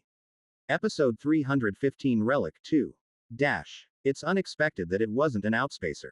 The situation was very bad. Seon also expected that he was not a pure outspacer. That type of outspacer did not exist in the Megacorp data archive. Still, I judged that it was either a variant equivalent to the Queen or a completely new outspacer. But it was neither. Abyss Destroyer is an artifact that selects and destroys only specific genes. If he is an outspacer, death is inevitable. However, even though it was touched by the Abyss Destroyer's wavelength, it did not die. Just got injured. We already know that that monster strengthens itself through advanced genetic manipulation. The reason it collapsed after being hit by the Abyss Destroyer was probably because the outspacer genes that make up its body were destroyed. In fact, that alone is fatal damage, but problems still remain. What was once a scary being has now become a wounded beast. There's no way that smart monster wouldn't know what a terrifying weapon the Abyss Destroyer is. It was clear that he would chase after her somehow before she ran away. Although there are a lot of cults roaming around in this underground area, it is unlikely that they will kill that monster. It will be fortunate if I don't become the sacrifice that restores him. That's why he didn't bring his men in the first place. If you bring them in without any combat training, they will just end up as food for you. In the end, she has to deal with him herself. Even from her perspective, leaving the monster alone would be too risky. I have to end up here somehow. I need genetic information to kill him. If you collect the monster's genetic information, flesh or blood, and place it in the Abyss Destroyer, the artifact will analyze the genetic data on its own. Once the analysis is complete, you can kill him. The problem is how to harvest the guy's flesh. Even though the gene unit was damaged, the guy ended up collapsing on the floor. Injuring a monster with incredible durability and outstanding intelligence and collecting genetic data was no easy task. At that time, a mechanical groaning sound reached her ears. Where are we? This was the sound made by Lila, who was lying on the floor. The life management suit, which had been in a temporary state of recovery after receiving a strong shock, returns to normal and begins to move. She struggled to get up and leaned her back against the wall. What happened? Have you defeated that monster? It's a failure. We succeeded in injuring him, but we failed to kill him. ? Layla closed her mouth at Seon's words. A moment later, a modulated voice came from the silenced life management suit. Then what do you plan to do? They will come after me before I get out. No. How about informing the cults and moving together? Yesterday, when Seon was preparing to go underground, Nern contacted her. If you're going to fight him, join forces with the cult. If he talks to Alshas, the cult will support her. That seems difficult. There's no way they'll leave my relics alone. I guess so. Seon rejected Nern's offer. This was because it was clear that the cults would try to get their hands on the Abyss Destroyer when they saw it. Even if it was Kissos who promised to support her. The Abyss Destroyer is something only she can use, but will that give them up? It was easy to imagine how the cult would treat her. But if I continue like this, I will die. She looked down at the crystal battery mounted on the Abyss destroyer. This battery obtained with the artifact was analyzed for its composition and structure, but no information was found. It is completely unknown what it is made of and how it operates, but like the main body, this equipment also possesses transcendent power. The crystal battery is responsible for charging energy so that the Abyss destroyer can continue to fire gene destruction waves. Of course, just because there is no battery does not mean that the console does not work. As a result of experiments before coming to version 02, the remaining amount of already charged energy remained in the weapon even when the battery was removed. However, the only way to supply energy to the Abyss destroyer is to equip it with a crystal battery. I tried every method, but charging failed. That means that without the crystal battery, the Abyss destroyer is effectively a disposable weapon. If you want to continue using the console, this battery is essential. Current energy remaining in the battery is 60%. When this energy is used up, it must take time to recharge. It's not that long, but it takes about a day to complete charging, so you can't use it all the time. Twice from now on. Since each shot consumes about 30% of her energy, she has a total of 2 opportunities left to counterattack him. You have to harvest its flesh and attack it within those 2 times. But he must be expecting her to use the weapon again. Using her and Lila as bait won't work anymore. Unfavorable situation in all conditions except for artifacts. She bit her lip. In the end, there is no way. The only way was to join the underground cults and see if there was an opportunity. I had no choice but to take advantage of the moment he was fighting the cult and harvest the flesh, then wait until a situation came up where I could use the weapon. It's like feeding a monster. It is a monster that absorbs genes and strengthens the body. If you fight the cults, your injuries will recover quickly, but there was no other way. Just as she made her decision and was about to open her mouth, Lila spoke first. Wait a minute. I received a call from Captain Nern. She said she would help her because she now has a way to provide support on her own. Thanks to the communication device built into her life management suit, she can receive simple messages. Nern is helping us. There are numerous cult warriors underground, so there is no reason for him to help Seon and his party. As if they were aware of Seon's question, Lila continued to explain. According to the cult advisor with Nern, there was talk of capturing him from above. Capturing him alive. I'm out of my mind. They both had that thought at one time. As a result, one person died and another person became unable to live without the suit. It seems like they decided that the only way to kill them before that was through relics. Nern said that the advisor also has a deep resentment because he lost his family. Quote, it looks like he received support from Alshaz. Currently, Alshaz is unable to directly participate in the operation and is acting as an advisor. Still, his reputation is that of the captain of an imperial carrier. It would be possible to give a powerful weapon to Nern instead of myself. Once I sent you the coordinates, come there. Before Lila finished speaking, the passage shook slightly. The two, who knew what that meant, were shocked. You're a bastard. Guide me to the coordinates.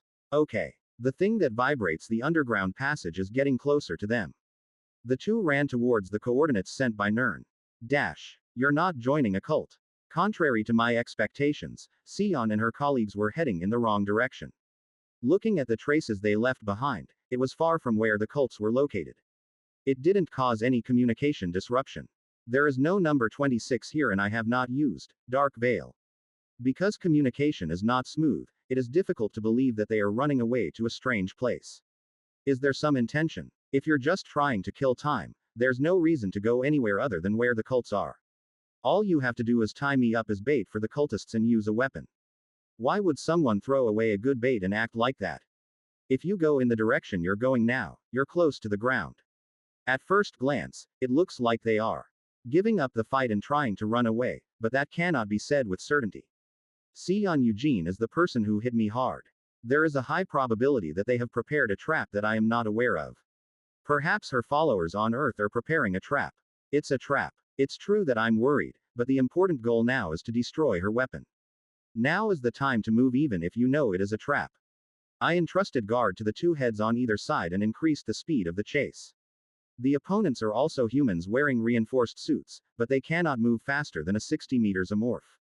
Soon, the other person's footsteps began to be heard. By this time, they would have realized that I was following them. As I ran, I called out to the human beings. Small monsters with human heads and bodies resembling insects crawl out of a nest located on the lower part of the carapace of the back.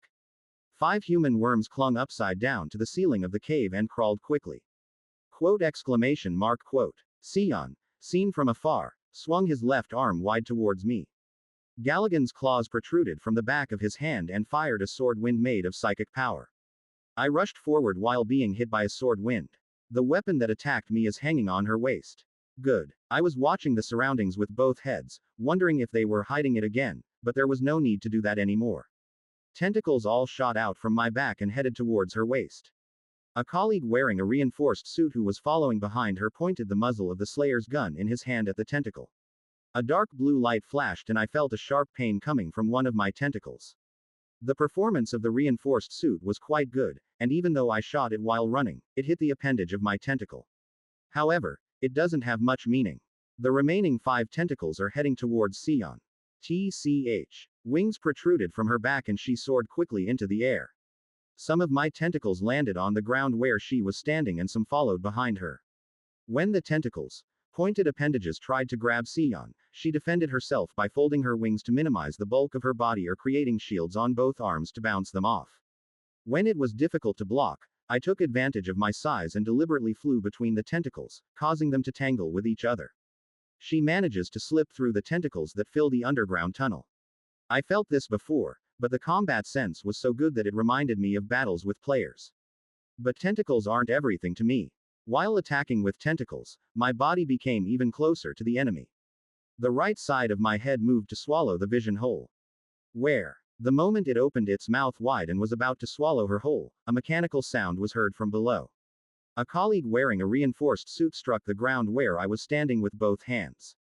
My legs were slightly wobbly because the floor was slightly lifted. It's a bother. Question mark. PFF'd. Instead of using my disabled fighting arm, I hit the opponent hard with my winged arm. The enemy flew away like a fly hit by a newspaper and landed on the wall. Next, the left side of my head fired an acid breath towards the wall where the opponent was stuck. Unfortunately, the opponent who did not faint this time urgently dodged the breath. KK! Exclamation mark. Not only did the reinforced clothing melt, but even the bare legs protected inside disappeared entirely. Damn it. Seon, seeing his colleague suffer, drew his weapon again. I hadn't used it until now, but seeing that I was finally pulling it out, it was clear that there were limitations. It seems like the type that has a limit to the number of times. Besides, there aren't many left. 2 or 3 times at most. They probably acted like that because they didn't have much opportunity to attack. The crystal mounted on the weapon rotates and emits an eerie light. I know that I cannot avoid those waves in this narrow underground space. But this time, unlike before, I prepared in advance. Now, what? 5 human beings hiding in the ceiling flew at her. She was preoccupied with me and was taken aback by the sudden appearance of the number. One of the beasts shot a paralyzing sound wave at her. For a split second, her body stopped and then moved again. However, even if it was only a short time, it was enough time for Inyansu. The beast that approached her used its sharp front legs to strike down the arm holding the weapon.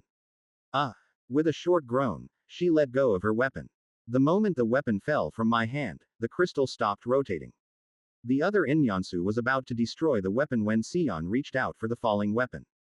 A whip made of psychic power shoots out from her palm and flies towards the weapon. The front paw of the Inyansu approaching the falling weapon is about to touch the weapon. In a split second, I gave a new command to the person in charge. As a result, the trajectory of the front foot was slightly distorted. The whip wrapped around the weapon first with a slight difference. Immediately afterwards, the beast's front paw struck the surface of the weapon. A short impact sound followed, and the weapon wrapped around the whip returned to its owner. Quote ellipsis exclamation mark quote. After recovering the weapon, Seon tried to activate it but stopped. He noticed something strange about the weapon that resembled a vacuum cleaner. Her eyes are focused on the floor. There was a crystal that had lost its light. Instead of slamming the weapon down, the assassin who received my order struck the crystal attached to the top to separate it. My head was already moving when she realized that. I put my head down on the floor with my mouth wide open. The dirt, sand, and crystal weapon inside were sucked through my long neck and into my body. I fly in as she cuts down the people around her. When my tentacles and heads got in the way, she responded with reflection. The head and tentacles retreated backwards and Galligan's claws decapitated me. But that alone is not enough to make you vomit out things that are about to be digested. If she had had time, the heads on the right and left were preparing to attack again on both sides. Because of that, she had no choice but to be content with covering up the blood gushing from my neck. Protecting her right head with reflection and her left head with a shield, she retreated. Meanwhile, all the objects I swallowed were digested. Then I felt intense heat inside my body. Question mark. Acquisition conditions. Genetic similarity to player filled square filled square. Question mark. Confirm acquisition conditions. Disarms the defensive wall. Question mark. Compatible with the strong enemy's badge, plunderer's irregular polyhedron. Question mark. Applying. Plunderer's irregular polyhedron, void dice. It felt completely different from when the Marauder's indeterminate polyhedron was activated. It seemed as if not just a part of the body was changing, but the entire cellular unit that made up the body was being reborn. Just like when evolving. I got a call. I'm in the air right now. Tell them to attack right now. While I was unable to move due to the sudden change, I felt the enemies moving away. Correspondingly, powerful energy was concentrated above my head. And then, distantly intense heat and light poured down on me. Episode 316 Artifact 3 Revised Development. Dash. 2 streaks of lightning so large that they can be observed from hundreds of kilometers away fall on the ground. The destination of the thunderbolt running through the sky is the underground of an old city. The golden light and red sunlight combine to create a magical glow. The sand-covered land is burning brightly and the buildings built on it are melting. The sight was like a divine punishment meted out to those who did not follow providence. In some sense, that expression may be correct. The subject who committed this amazing act of destruction was a weapon created in imitation of the authority of God. The flash of lightning, which lasted for several minutes, fades out. As the residual fire burned on the sand, 2 stars floating in the red sky fell to the ground. The stars, which were hundreds of meters in size, gradually decreased in size as they descended, and soon turned into flying objects with a diameter of 10 meters. A spherical object surrounded by layers of mandala slowly landed outside the burning earth. Phew. Watching the orbital weapon land with flying sand, Nern barely resisted the temptation to sit down on the sand. Because he had consumed so much psychic power, it was difficult for him to even stand properly. Confirmation that the target has been hit. This is a communication from above. What on earth is the rain god that has just been activated? What do you answer? Call it firepower support and a new region operation test. On the other hand, Alshaz, who operated another orbital weapon, was giving orders to his subordinates with a sane appearance, as if this was nothing. You used more strength than me, that's amazing. Thanks to my senior's efforts in stabilizing the fire, I was able to control the firepower safely. There is no need to say that. What I did was a very small part. By the way, it's amazing. Nern looked up at the large sphere in front of him. The region he knew did not look like this.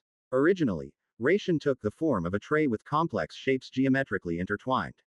It is an object made from novametal, a rare metal, and has the characteristic of becoming gigantic when injected with psychic power. The weapon in front of him also grew larger when injected with psychic power, but its appearance was very different. Rather than a thin tray, complex shapes were intertwined and combined into a sphere. Is this the Rajan new model?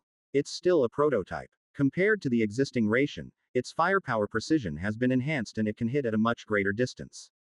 I heard that it was created to counter enemies that infiltrated the planet's interior. I guess that's true. You're right. The development goal was to attack the cult's home base or the Outspacer's bioportal. The cult empire has many weapons that can destroy planets, but there are not many weapons that can control their power to a large extent.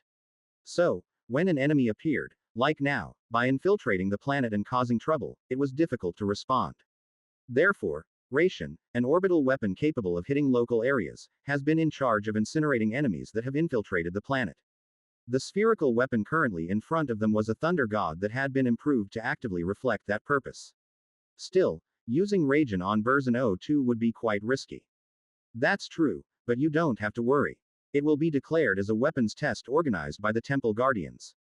Temple Guardians. Nern was taken aback by the sudden words. Actually, that's why Rajan's operation was delayed. First, get the documents from the Temple Guardians. Wait a minute. The Temple Guardians entrusted you with operating the new Rajan. Yes, I once helped improve their weapons. Although it has been more than half a year since I was fired from my position as an advisor. Besides, Kissos also helped me. The junior said it casually, but Nern knew that it was not as simple as it sounded. The Temple Guardians are a group as proud and conservative as the Eye of Revelation priests. It was impossible for them to appoint the captain of an Imperial carrier as an advisor for weapons improvement. It is even more impossible to entrust the operation of a new weapon. Even with the support of Kissos, the leader of the Innovation faction, it is not easy to move the Temple Guardians. That side supports the Providence faction, so their political orientation is completely different. In other words, it was entirely Alcius's personal power that received the new Thunder God and used it to deal with the monster. He had a relationship with the leader of the innovative faction and even developed weapons. What on earth are you doing? Nern never thought that his junior would be involved in so many things. Confirming the impact point using the camera. Good. Once verification is complete, immediately synchronize and output as an image. Check the point of impact. Print the transmitted image. Alcius, whether aware of his senior's gaze or not, focused on commanding the subordinates he had brought in to use the Thunder God. When the warrior in charge of communications operated the device, a small translucent image appeared on the sand. In the image, there was a very large pit with a lot of smoke rising as if a volcano had erupted. And at the edge, two small beings could be seen coming out of the pit. A person wearing a bodysuit covered in dust and blood was wearing a reinforced suit with a unique design on a black background. There was no one else in sight other than them. Sir, we need to make sure the monster is dead. Let's contact them. Okay. Nern put aside his thoughts about Alcius for a moment and contacted Seon Eugene, the survivor on the screen, through a communicator. It looks like you're safe. Okay. What happened to him? It's impossible to check here. Is he really dead? Question mark. Ellipsis. Question mark. Seon did not answer those words right away. Everyone watched Nern's communicator nervously. And, the guy is dead. I saw with my own eyes the rays of light that fell from the sky and pulverized his body. Quote. Exclamation mark. Quote. Upon hearing those words, everyone in the room let out a silent exclamation. The three-headed devil is dead. Nern almost collapsed in his seat from the joy of finally avenging his enemy. Alcius, who was listening quietly while everyone was happy, asked her. This is Alcius. What happened to his body? What about things like head or heart? Is there anything left? Nothing. He has completely turned into ashes. As that's so. Thank goodness. At Seon's confirmation, Alcius stepped back with a relieved expression. However, I saw Nern. For a very brief moment, there was a strange feeling of regret on her face. The guy is dead, but there may still be some danger left. Tell the punitive force to conduct a thorough search. Yep. She also lost her family at the hands of the devil. There is no way she would feel regretful, as other people might not know. I must have seen it wrong. Is it because I used my psychic power excessively? Deciding that it was his mistake, he helped the warriors clean up after themselves. Dash. Question mark. I did it with a bang. As the big baby. Okay. Dwarf. Strange. Big adult. Wrong. Is it okay? Seeing that something went wrong with the parasite that controls Charis, we can infer that something is wrong with Imorph. Question mark. Ellipsis. Question mark. A parking lot located on the outskirts of Gwangyang Street. Charis. Personal airship is sandwiched between numerous airships parked on top of it. None of the cults out there were interested in those common personal spaceships. It was inevitable that all the cult members in the parking lot were distracted by the flash of light that occurred in the distance. Orbital weapon bombardment in version 02. Because something that could never happen happened. Like the cult outside, the monsters inside Cherith's airship were also looking at the Golden Thunderbolt. Moff Park. What happened? Even though the appointed time had passed, Imov did not show up. So far, he has never once broken a promise. That lightning that burns up the entire Avenue of Glory is probably one of the reasons that prevents Imorph from coming here. Heavenly Mother knows what that light means. The cult finally took out Rajan. Seeing the enormous destructive power, it was clear that at least 5 Thunder Gods had been mobilized. It's an Eucharist, so you'll be able to endure it. The problem is, her eyes turned to the cockpit. Originally, Charis should have been sitting there. The reason it couldn't be done was because the owner of the place had passed away. Before the lightning struck the ground, Charis suddenly collapsed. She also died shortly after as the parasites that had replaced part of her brain and spine died. Imov also knows how important Charis is to this operation. But what does the fact that the parasite controlling Charis is dead mean? Either we planted new parasites or we lost control of them. In the former case, it is better, but in the latter case, it becomes more serious. This means that a morph has been weakened to the point where he cannot control the parasite. He said he had a new strategy. So you don't have to worry. Really? You're sure the eldest baby isn't sick? Big adult. I didn't say that. I'm just trying to surprise you like usual. He does that often. Open corner bracket, is that so? Open corner bracket agree close corner bracket open corner bracket old adult close corner bracket open corner bracket prank close corner bracket open corner bracket I like it. Open corner bracket I like pranks too. It's fun. Number 26 and Adai felt relieved at her words. The guys, who were in a relaxed mood, enjoyed watching the colorful fireworks outside the window. Quote ellipsis dot quote. PS 111, who was about to voice a dissenting opinion, kept his mouth shut when the Mother of Heaven winked. This was because she also analyzed that telling the truth would not help improve the situation. I can't change my plans now. Her first plan was to disguise herself as a rare creature salesperson. It was already registered in Chara's name a few days ago and sales permission was obtained. The administratively registered products are Bubble Amoeba and Albino Galagon Variant Mountain Crawler. They were number 26 and odd IPS 111 respectively. To achieve this, PS 111 even removed metal from the hover bus center and added it to the body. Before entering the fortress, they will be placed in a caged prison cell placed inside the airship. The problem is that you have to go in without Charis. The dead body of Charis was buried in a pile of sand outside the parking lot. Unless you have the means to keep her alive, you have to enter the fortress without her. The risk has become much greater than in the previously proposed plan. It has become difficult to deal with unexpected situations. Moreover, the enemy even brought out the Thunder God. They launched an orbital bombardment on their own city. The defense level of the water fortress must have increased significantly. I deliberately registered her as an attendant to avoid that, but currently, the Mother of Heaven is officially registered as Charis' personal attendant, or secretary. I did that on purpose to avoid arousing suspicion, but now it means nothing. Question mark. Is there no way to replace Charis? The voice and body parts can be replaced, but if they come in for inspection from the other side, they cannot be faked. I guess that's true, right?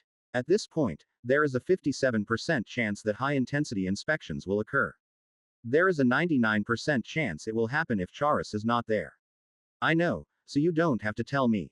Time passed and about 30 minutes had passed since the promised time. The rays of the Thunder God that flashed in the distance had long since disappeared, and only black smoke filled the red sky.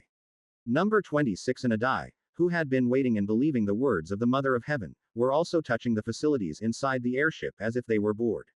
It won't work. I have to go. What if Amav was in a situation where he couldn't come here?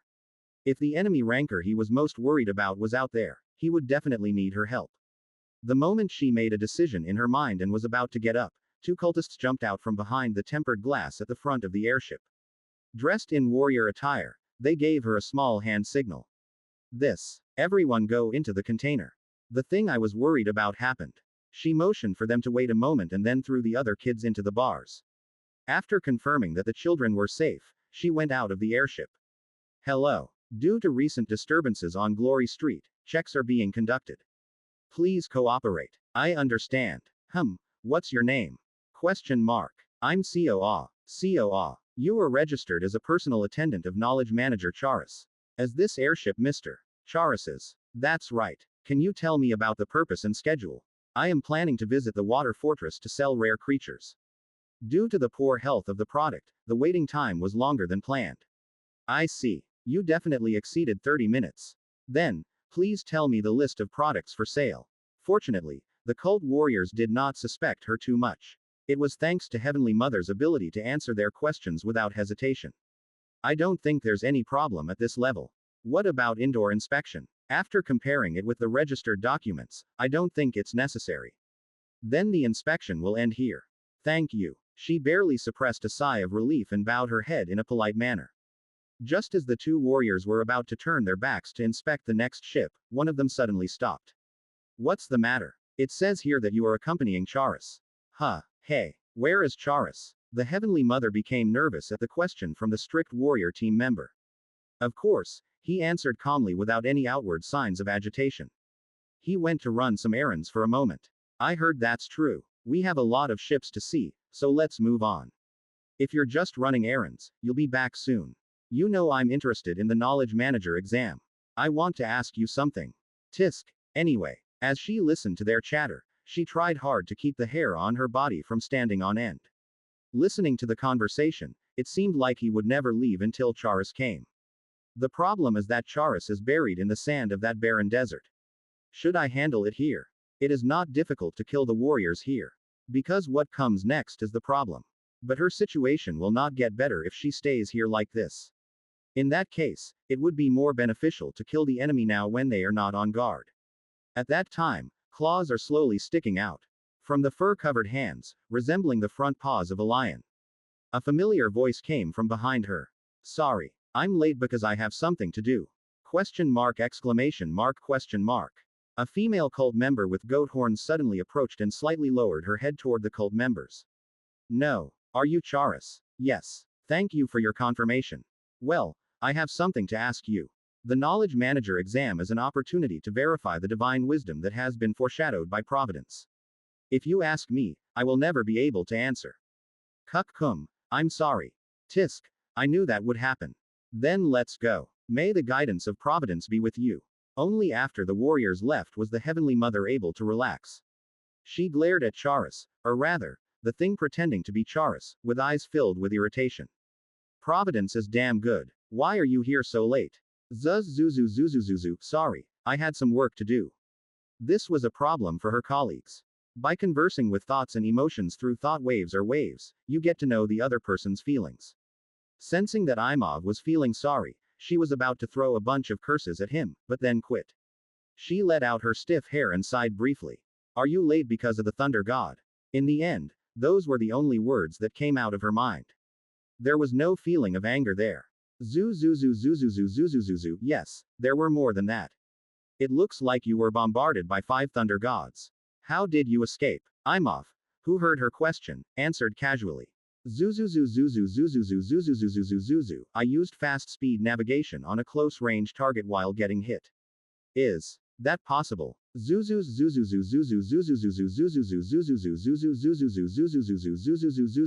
was lucky enough to gain useful powers. Moreover, there happened to be an audience who would imprint my death.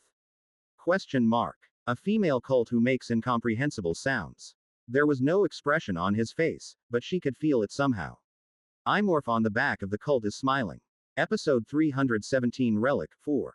You are passing. As soon as the security guard finished communicating, the large metal door opened. The airship passed through the terminal without any restrictions. To enter the water fortress, which is composed of a large biodome-shaped structure, you must pass through several gates. This is because the outer wall of the dome is composed of several layers, like a space fortress or orbital habitat. However, its scale is so large that it cannot be compared. Because the distance between gates was several kilometers. And we just passed through the final gate on the outer wall. Phew. Fortunately, it ended without incident. Thank you for your hard work. Sky's mother, who was sitting in the cockpit, breathed a sigh of relief. Except for the times when I had to step in, she was in charge of most of it, so it must have been quite difficult. Thanks to your death, my guard has been relaxed. It's a strange feeling. Okay, I think I died at the right time. As she joked, my enemies will think I'm dead. Because I intended it to be this way. I didn't originally intend to do that. Thanks to 2 factors, it was possible to create a situation called Imorph dies after being attacked by the Thunder God. If it weren't for those factors, we would still be in the midst of a battle with the enemy. Especially that trait. I didn't know I would get something like that at this point. The end. Can I leave? At that time, a wave of thought flowed from behind and tickled the tentacles of my monster. It was Adai, who was spending time behind bars. It seemed like it was more difficult for him to endure having to stay still for a long time than being locked in a cage. At first, it diligently trimmed the scales of its wings and tail with the tentacles around its mouth, but now it was just lying down, spread out. Number 26 was relatively calm, but its body color was not good. Dark pink means you are not in a good mood. Just like Adai, he is also feeling extremely bored. Zuzuzuzuzuzu, please wait a little longer. Question mark.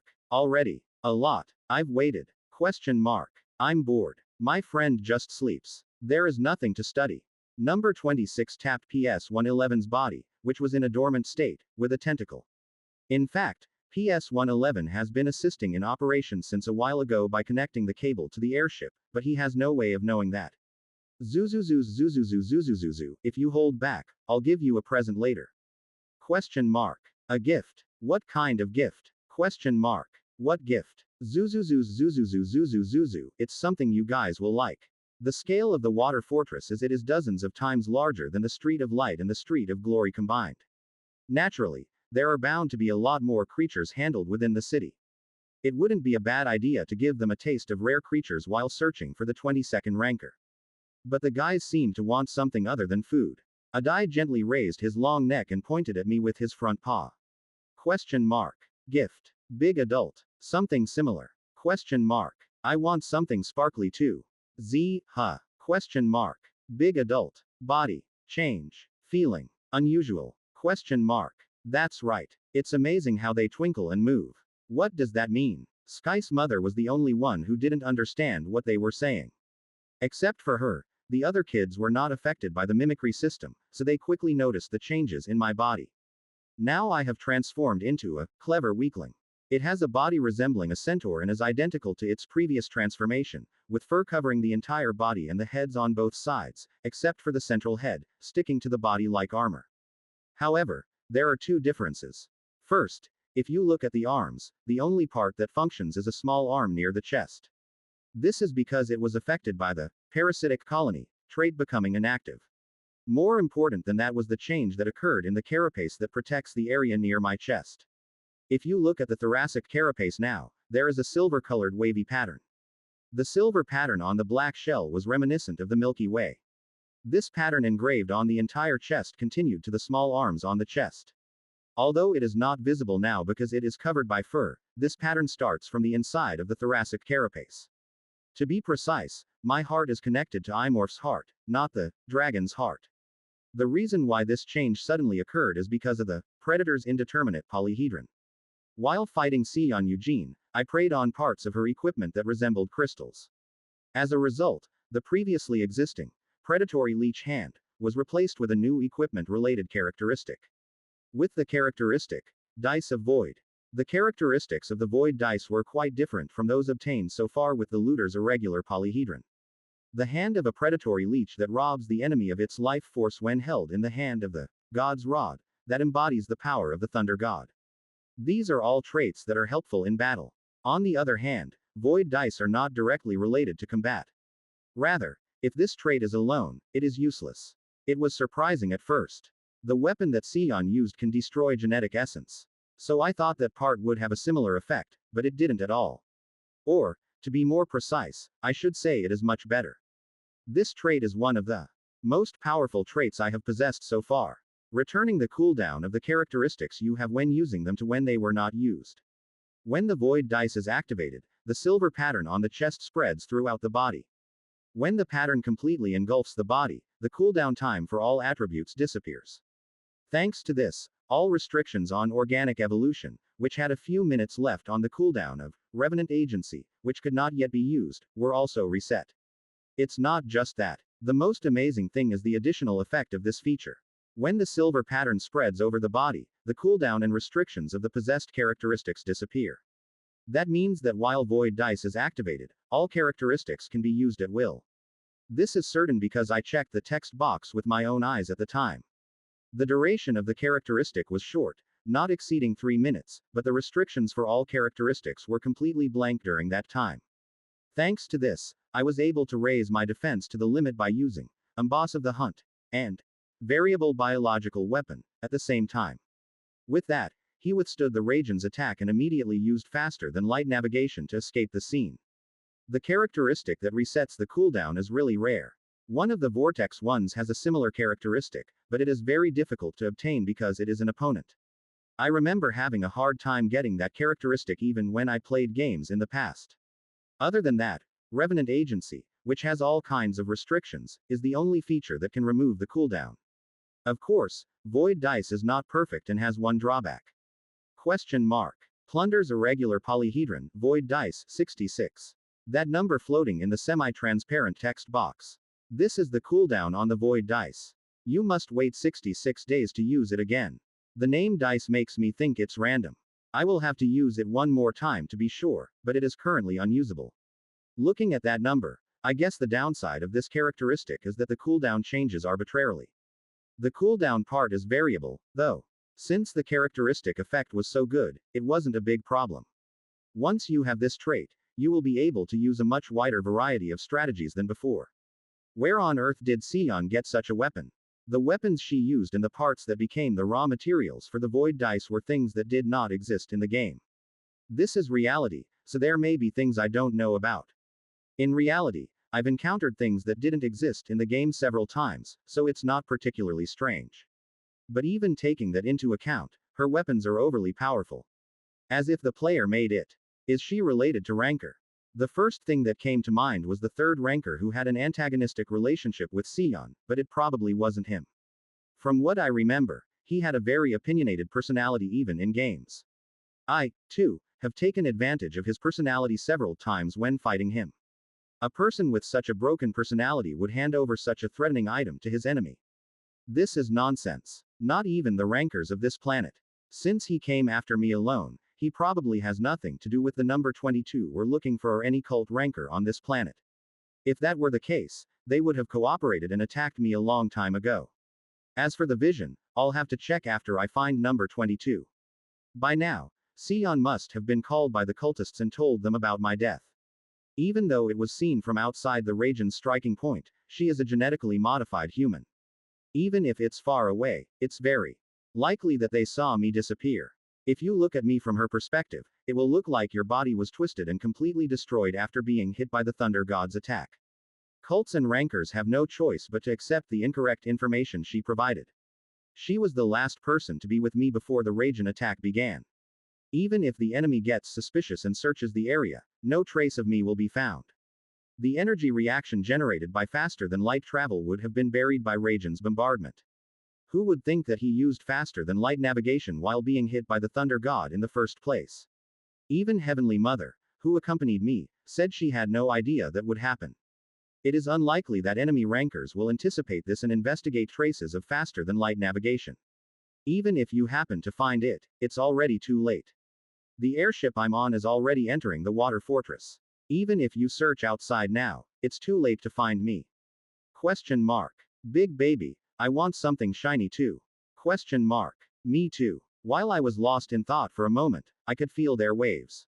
I'm sorry to say, but it's impossible to get past the Marauder's irregular polyhedron. Besides, it would be difficult to obtain a weapon like this again. Zuzuzu, I can't give you this, but I'll find a better one instead. Question mark. Really? Question mark. Promise. I promise. Yes. They are happy when they hear my confirmation.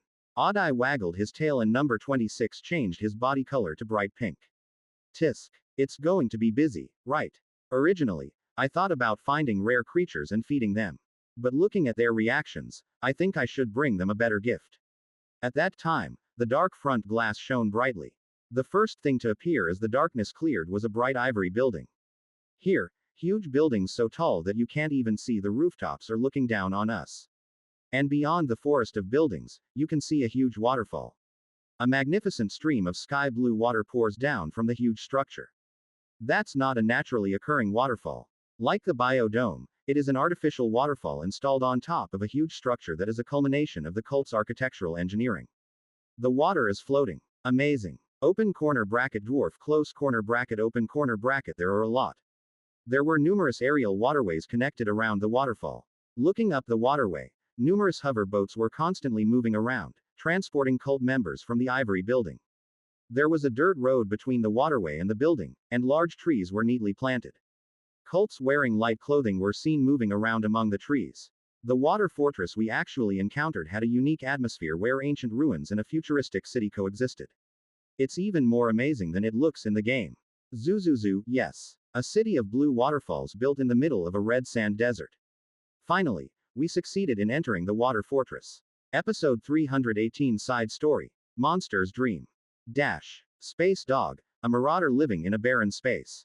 This pirate group, made up of orphans, fugitives, slaves, war criminals, and mercenaries, has no family, no property, and no place to live. They just survive each day with the goods they looted that day. However, some groups also thought about something called the future. The pirates who survived for a long time developed a long-term plan to maintain their cartel using the wealth they had accumulated through plunder. The path they chose was to be incorporated into the order created by the three powers of the megacorp Star Union cult empire. At a time when the spheres of influence of the great powers were solidified, the presence of pirates who captured slaves and rare creatures without worrying about territory was like scratching an itchy back. The gray area between legal and illegal was Space Dog's new stage. For example, human trafficking, selling prisoners captured from plundered ships as slaves or experimental guinea pigs, was also one of the cartel's sources of money. Among pirates whose main business is human trafficking, the two most notorious groups are the Humanity Cartel and the Satua Cartel.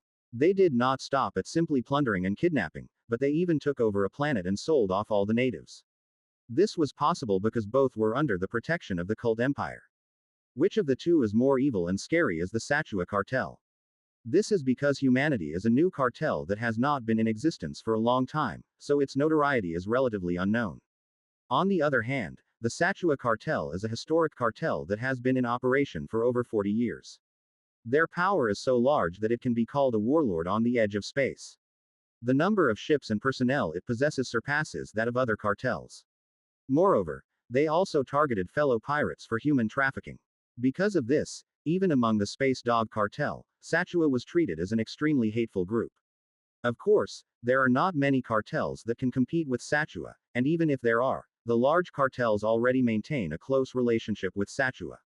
Satua Cartel, one of the space dogs that has begun preparing for the future.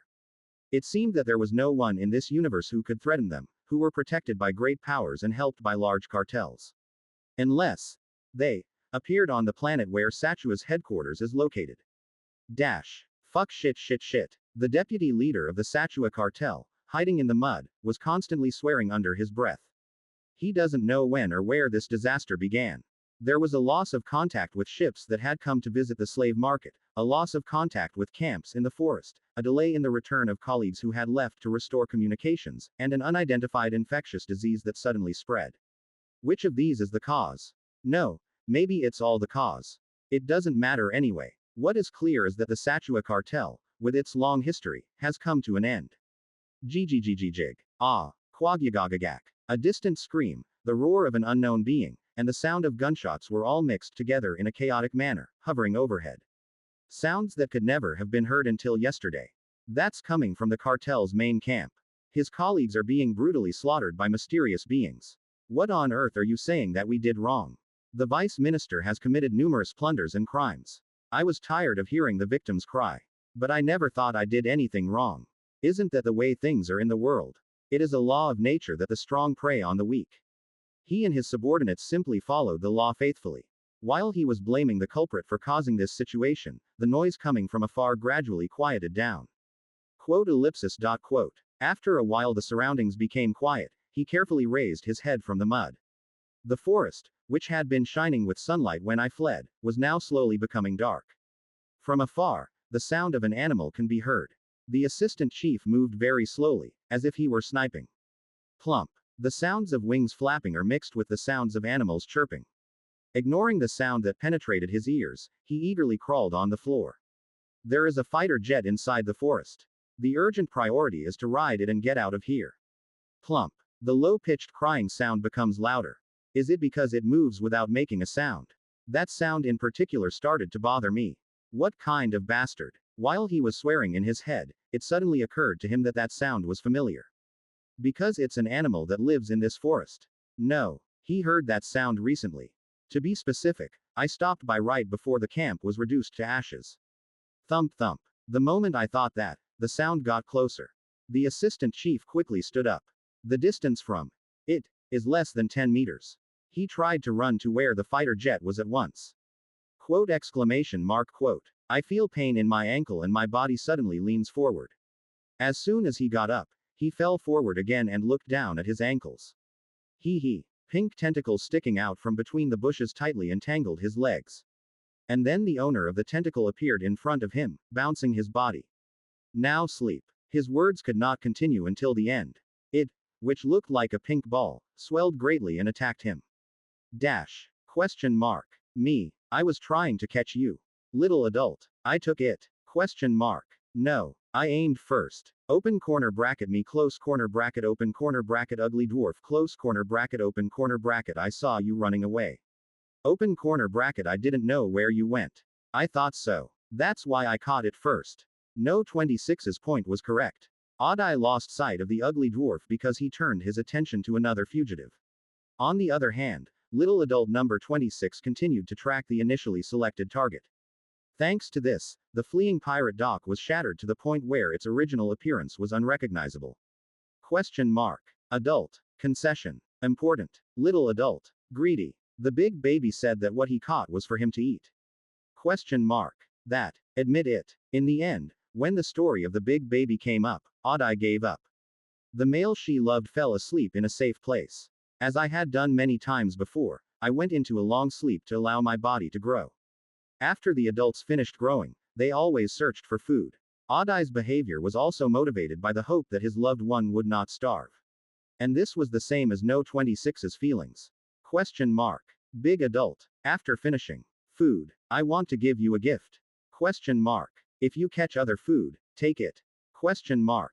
Really? Question mark. Let's eat this and go find it together. Question mark. Agree. After a long time, the two had the same thoughts and decided to chase after the other fugitive. Number 26 stretched out its tentacles to digest the prey it had captured in one bite. While sweeping the pieces of meat into his body, number 26 felt a strange texture. This is because there was something in the corpse that I had never seen before. Question mark. What is it? Question mark. Little adult. If you finished eating, let's go. Question mark. Okay. I don't know what it was, but it looked fun, so number 26 packed his things. After that, several short screams rang out from the forest. Galagon and Sea Demon, the creators of the scream, returned to the burning camp at night. Are you here? PS-111, who had piled up the corpses in the center of the camp and collected the necessary genetic and biological data, welcomed them. Where can I put this? You can leave it inside the building over there. Question mark. Where did the middle child go? We are guarding. A morph. Inside. Why are you doing this? Question mark. I have something to ask. Question mark. Little adult. Strange object. I found it. Strange object. Number 26 took out the object wrapped with its tentacles. PS-111 extended its clawed legs and carefully accepted the object. Do you know what it is? It's a type of cult-style pad-type terminal. However, considering that it looks different from the existing model and that remnants of psychic power are detected, it is confirmed to be an improved model for a special purpose. Question mark. That. Do you mean you don't know? I never said I didn't know that it was different from the stored information. Question mark. Thank you all for your hard work. Question mark. You baby. While everyone was talking about the items brought by number 26, a griffin beastman came out from a large warehouse inside the camp. What is that? It's a pad-type terminal brought by the main controller. Question mark. I brought it back after scolding the human. Question mark. Little adult. Ugly dwarf. Hunting. Success. Roots. I took it. Question mark. By ugly dwarf, you mean Wolf Doc, right? It looks like something was stolen from him. Would you like to give it to me for a moment? Sky's mother accepted the terminal with her amber eyes shining. And, like PS-111, she was a little taken aback by the appearance of the terminal. It looks a bit unusual. I presume it is an improved model for a special purpose. It's for a special purpose. She looked around the pad carefully and called number 26. Wait a moment, put some energy here. Don't put in a lot, just a little bit. Yes, I'll try. No 26's tentacle touched the pad held by Heaven's mother. The moment the tentacle color turned slightly purple, the pad was activated. As expected, after seeing the pad in action, Griffin Wolf let out a brief exclamation. What is that? It's a tool to teach non-cult races how to use psychic power. To use an analogy, could it be said to be a braille book read with supernatural powers? Is there such a thing? I only heard about it, but I didn't know it really existed. Sky's mother, who was almost talking about something in the game, cleared her throat once and operated the pad. Then everyone there reacted. This is because psychic power suddenly created large images in front of his eyes. Question mark. What is it? What is it? Strange. A small amount of psychic power is distorting my sense organs. What's this? I feel like something is at a loss. Amazing. Number 26 and Adai, the best psychic power users, showed the most extreme reactions. Sky Mother and PS-111, who had relatively less psychic abilities than the other two, only trembled slightly. When activated, an image realized with psychic power is projected according to the given theme, just like now. Now this, it's like a cult fairy tale. As she said, anyone with the potential for superpowers can feel the image created by the pad. The more sensitive a being is to psychic power, the more it is possible to feel much more detail than just what is seen. Now they were not in the middle of a ruined pirate camp, but inside a luxuriously decorated palace. When compared with the stored information, it matches 55% with the internal structure of the villa usually used by the cult emperor. Villa Palace. The record stored on that pad appears to be the legend of the pirate king who assassinated a tyrant. This is the story of how the emperor of the empire became mad and committed tyranny, and the brave pirate king and heroes condemned him. There was a fairy tale like that. First time hearing this, The Mother of Heaven, who was listening to PS-111's explanation and appreciating the fantasy, stopped when she saw the group that suddenly appeared. The new characters that appeared were a mixture of humans, wolf cult, cyborgs, and all other races. It was okay up to that point, but the problem was their gender and clothing. What is this? Wow. They are new humans. Dwarves. Types. Many. There are various races, but it is judged that all genders are the same. I know. The clothes of the newly revealed women were all far removed from the palace setting. This is because they were wearing clothes that were so provocative that not even those rolling around in the entertainment district would wear them. I'm crazy. This is a pornographic video. It was only after the women, wearing things that were embarrassing to call clothes, climbed onto the bed that Heavenly Mother realized the true nature of the contents of the pad. It was a kind of adult work based on the legend of a tyrant. A virtual reality adult product realized with superpowers. Even in her hometown, sexual factors were very conservative, so there was no way she didn't know about it.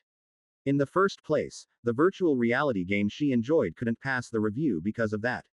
And humans are exchanging food with tentacles. Food. I can't see. They're putting it into the body with tentacles. That's where they feed you. That's tentacle. It's not a tentacle. That's confirmed to be a body part with a special purpose. But putting that part on that part is inefficient. After hearing the conversation between the three monsters, Heavenly Mother came to her senses. To her, who has a weak ability to control psychic power, it is simply a visible image, but not to them. You will be able to not only see the psychic creatures Galagon and Sea Demon, but also feel as if they are actually in that space. So she immediately turned off the pad. What? Suddenly, the feeling disappeared. Middle adult. Thing. Broken. It's not broken, but you haven't heard it yet. Me. Pack. Head. Enough. Adult. I'm an adult too. I want to see more. I thoughtlessly said no because I was young, but it didn't work. When number 26 and a die protested, the Mother of Heaven hid the pad behind her back. Oh, even adults shouldn't look at it.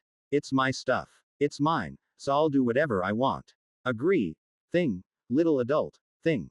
I agree. This is biologically interesting material. I demand that the pad be reactivated. Ellipsis. When PS-111 joined in, she had nothing to say. In fact, since the species themselves are different, it is unlikely that any problem will arise just because you know the contents of the pad. She also recognizes that fact. However, the reason she acts like this is because the creatures in front of her are far from ordinary wild animals. Those with intelligence greater than that of a human will quickly realize what kind of knowledge this pad provides. Also, what can be done using this knowledge? It's none of my business. It's clear who they want to be with. They want to form a deeper relationship with a morph, who is preparing for a new evolution. No. 26. It is a Maw who decides what to do with his relationship with a Dodge. As a third party, there is no reason for her to interfere. Actually, I thought so when something similar to this happened in the past. But is it because she treats them like her children that she acts like this now? Or is it because of another emotion that she doesn't know about? No matter what, distorted images like this are not good. I couldn't give a clear reason myself, but that didn't mean I could leave like this. There is no way to know what effect hardcore adult content involving many people will have on intelligent beasts, so we must stop it somehow. She eventually came up with the universal answer. Oh, the older kid probably hates it too. Question mark. Adult. Why? Question mark. Why? It's fun. My older child doesn't like this kind of thing. So, PS111. She handed the terminal over to PS111 before the kids could ask any more questions. Accept all the important data and dispose of the rest. Do you remember what Amoff told you about what to look for? You mean information about the pirates' auction? All right. As the Mother of Heaven took an unusually strong stance, the issue regarding pads was buried. Adai, who had been quite interested in the content, soon lost interest and went to the building where the food was stored. The Mother of Heaven seemed to be embarrassed to remain there, so she left the place before we knew it. PS111, at the request of a Mauve and Heavenly Mother, conducted an analysis of the contents of the pad. I was trying to check by connecting the cable to the pad when number 26 approached. Friend. Yes. I want to see what's in there. Middle baby. Said that. Amorph. Hates it. Is it okay to accept Imoff's resentment? I don't want my big baby to be angry. What I want is something else. Something else. Huh. Wouldn't it be helpful in the future if I study what my eldest child doesn't like? PS111 paused at No 26's wave. My eldest child is the head of the family, so she is the strongest, but if stronger bad kids show up, I have to help her. That certainly makes sense. So you have to study something the older one doesn't like. PS111 nodded as he saw the pink jellyfish speaking coherently. The main controller's opinion has been received. I will make a copy so you can check the contents of the terminal. I don't know what you mean. It means that I will do you a favor. And thank you. Instead, I am also interested in the contents. Let's study together. Sounds fun. It was a very different ending than Heavenly Mother expected, but she didn't know. However, the ending she fears will never happen. Until coming to this planet, No 26's dream had never changed. It was her dream to lead her people and family to greater happiness and prosperity. And that family includes everyone she loves. She will learn anything to share happiness with her family. Chapter 319. Water Fortress is the most prosperous city in Burzon 02. Unlike other cities, the Water Fortress was built solely for strategic reasons and served as a defense base until the Empire's heyday. Even after the war abated, the fortress did not collapse. The wealth and infrastructure it had accumulated while functioning as the planet's center was enormous. 30% of the profits earned on the entire planet came from the Water Fortress. Because it was so wealthy, it was able to continue to prosper regardless of the decline of the Empire. Although it was only a fortress in name, it surpassed Burzon 02 and became one of the major cities representing the Empire. Thanks to this, many spaceships still visit the Water Fortress today. There were many stores that were as old as their long history, where various types of customers came and went. Decades are the norm, and some stores have been in operation for several generations. Of course, even though it is old, it does not feel old because it has been managed by more than the government offices of most planets. The same goes for the buildings next to the artificial waterfall, which were built with cutting-edge engineering. Although each building was built hundreds of years ago, it still retains its beauty. Just like a waterfall that has continued to flow water for hundreds of years, the residents inside the building also spent time there for a long time. Cult Heinrich, whose main business was selling information and miscellaneous goods and renting warehouses, was one of those cases. It has already been over 100 years since he ran a store in a building near the waterfall. There were countless customers who passed through him over a long period of time. But he dared to assert. He said he had never had a guest as strange as today. Did you say you were a cold-blood slave? Yes. Everyone told me to come here if I needed any information. In front of him, sitting at the counter, was a wolf with an unusual appearance. Wolf, with his impressive white bird of prey head and amber eyes, wore a megacopson reinforced suit. Wolves with bird heads are rare, but that doesn't mean they don't exist. The clothes the other person is wearing are illegally modified. High-grade reinforced clothing, but they are common clothes found here. Because there are cults that dress their slaves like that. And we need a large warehouse to store the goods for a few days. There are a lot of creatures to store, so the size is. The person Heinley feels strange about is not Wolf, who was talking about business earlier. Now all his senses were focused on the presence behind Wolf. This is the cult woman looking around the store. Judging from the fact that it had goat horns on its head, it looked like an ordinary cult, but the opponent was actually a knowledge manager. Because on her shoulder hung the cult's eye badge, the symbol of a knowledge manager. I've seen the knowledge manager many times, so it wasn't particularly awkward. But Heinley couldn't shake off the uncomfortable feeling. He has met guests from various groups for a long time. You can tell whether someone is a criminal or a dangerous person just by looking at their appearance. In his opinion, that woman was ordinary. Both appearance and behavior were natural. That's the problem. He's clearly an ordinary person, so why are he so anxious? Reason is telling him there is no problem, but instinct is warning him. I need to get out of here right away. Plus this smell. A strange smell that I have never smelled before flows under my nose. At first I thought it came from wolf. Wolves have a unique body odor due to their body fur. But when I looked again, it wasn't the case. It was the smell coming from that woman looking at the products on display. We have to get it out quickly. First of all, I know what you're talking about. The warehouse has products that meet the requirements, so I don't think there will be any problems. What about cold blood? I'm sorry, but I can't help you with that part. Because I don't treat slaves. As soon as the word, difficult, came out of his mouth, the knowledge manager's eyes turned to him. I just made eye contact, but cold sweat started rolling down my back. Heinley hurriedly continued speaking. Instead, I know someone who handles cold-blood slaves. If you go and put my name on it, we'll be able to do business with you easily. Where is that store? If you go east from here, there is a building with an inverted triangle structure. Wolf seemed satisfied with his answer, but she was not a cult woman. She slowly approached him. Okay, maybe the price can be reduced because of my name. And for warehouse rental, if you tell us the price you want, we will rent it at a cheaper price. Well, so, a cult woman who has become closer than Wolf. The unknown fear also boiled even more. The moment she raised her hand, he flinched. I will cover the cost with this. Quote ellipsis dot quote. What the strange woman placed on the counter was a black-sized piece of mineral. Heinrich, who almost fell backwards, managed to calm himself down and pick up the mineral. It's moon silver. It's small in size, but its purity is quite high. Is it okay to rent a warehouse with this? No problem. The woman nodded as if she was satisfied and stepped back. Instead, the wolf she brought with her came to the forefront again. So the contract was concluded smoothly. Now all that remains is for the suspicious customers to leave the store. Once this transaction is over, let's get out of here. Recently, an unfortunate incident occurred where the city was blocked. And with such a strange guest there, I didn't feel like I wanted to stay here anymore. I have to leave Burzin 02 while I'm on vacation. While I was thinking that, the cult woman who was about to leave the store suddenly stopped. She turned and approached the counter. Fuck it. What else? Just as I was trying to calm down, the strange guest returned and my heart rate went up. Why? Why are you doing that? The cult approached in silence and picked up a small package displayed in front of the counter. I will buy this too. Well, that's for those who are inexperienced with psychic powers. Isn't this something a knowledge manager would use? It's not something I'll use, but I'm giving it to a friend as a gift. From a cult's perspective, it is not very common to gift a comprehensive program kit that teaches psychic power. Of course, Heinley was not at all curious about the other person's intentions and purposes.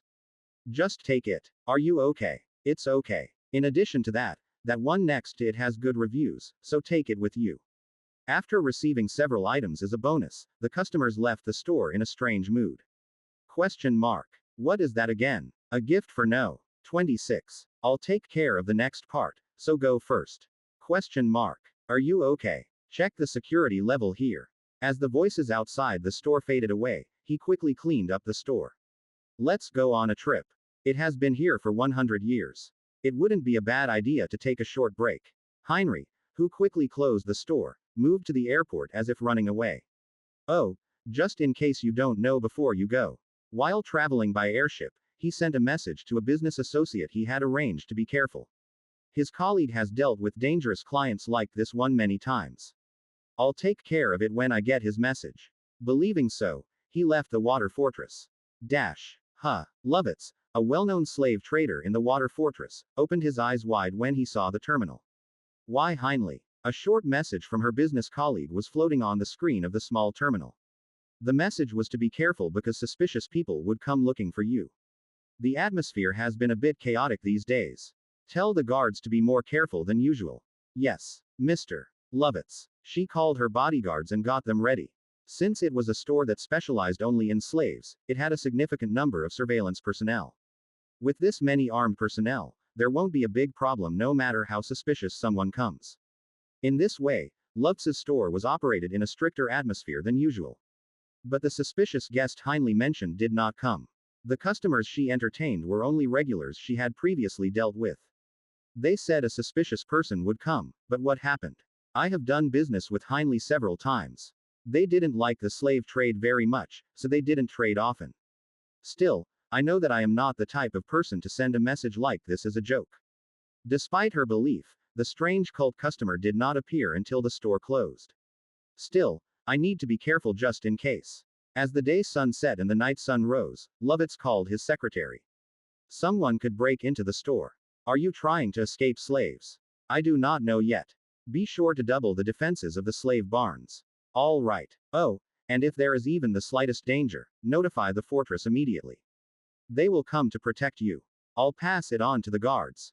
After asking his secretary to follow him, Lovitz headed to the parking lot where his personal airship was located. The open parking lot was filled with dark red light. Due to the night sun, the waterfall near the building also looked like a river flowing with wine instead of water. It was a sight that would have been amazing to someone who wasn't in the cult, but it was familiar to her. She walked on the parking lot under the red chestnuts she always sees.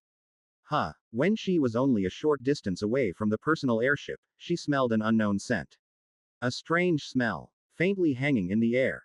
It seemed similar to the iron smell of blood that had just flowed out, and it also felt like airship fuel.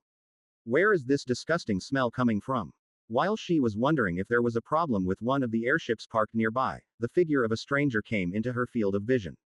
There was a woman standing at the end of the parking lot. I couldn't see it in detail because it was far away, but I could see its head sticking out and it was a cult. What? Although it was just a woman standing there with nothing special about her, Lovitz felt a strange sense of pressure. I had a strong feeling that this entity was not a cult. Do you have any business? Lovitz shouted, but the opponent did not respond. The strange cult just looked at her, remaining silent. When she felt the gaze on the other side, a shiver ran down her spine. The author must be the suspicious customer Heinley was talking about. She took out the terminal with trembling hands. Hey! Quote question mark exclamation mark quote. An ordinary voice reached her ears as she struggled to immediately call security. When she looked up, she saw a strange cult member raising his hand and calling out to her. Where should I go to Mr. Lutz's store? Just enter the building and go to the 42nd floor. She didn't tell him she was Lovitz. She pointed at the building with her finger and hurriedly moved to her airship. At that time, I ran at a fast pace and was about to board the airship. I heard the other person's voice behind me. Don't you know about Mr. Lovitz? Quote ellipsis dot quote. She didn't answer and quickly closed the door. And I sent a message to my secretary. There is a suspicious person here, so send a security guard immediately. Without checking the answer from her secretary, she immediately set off on the airship.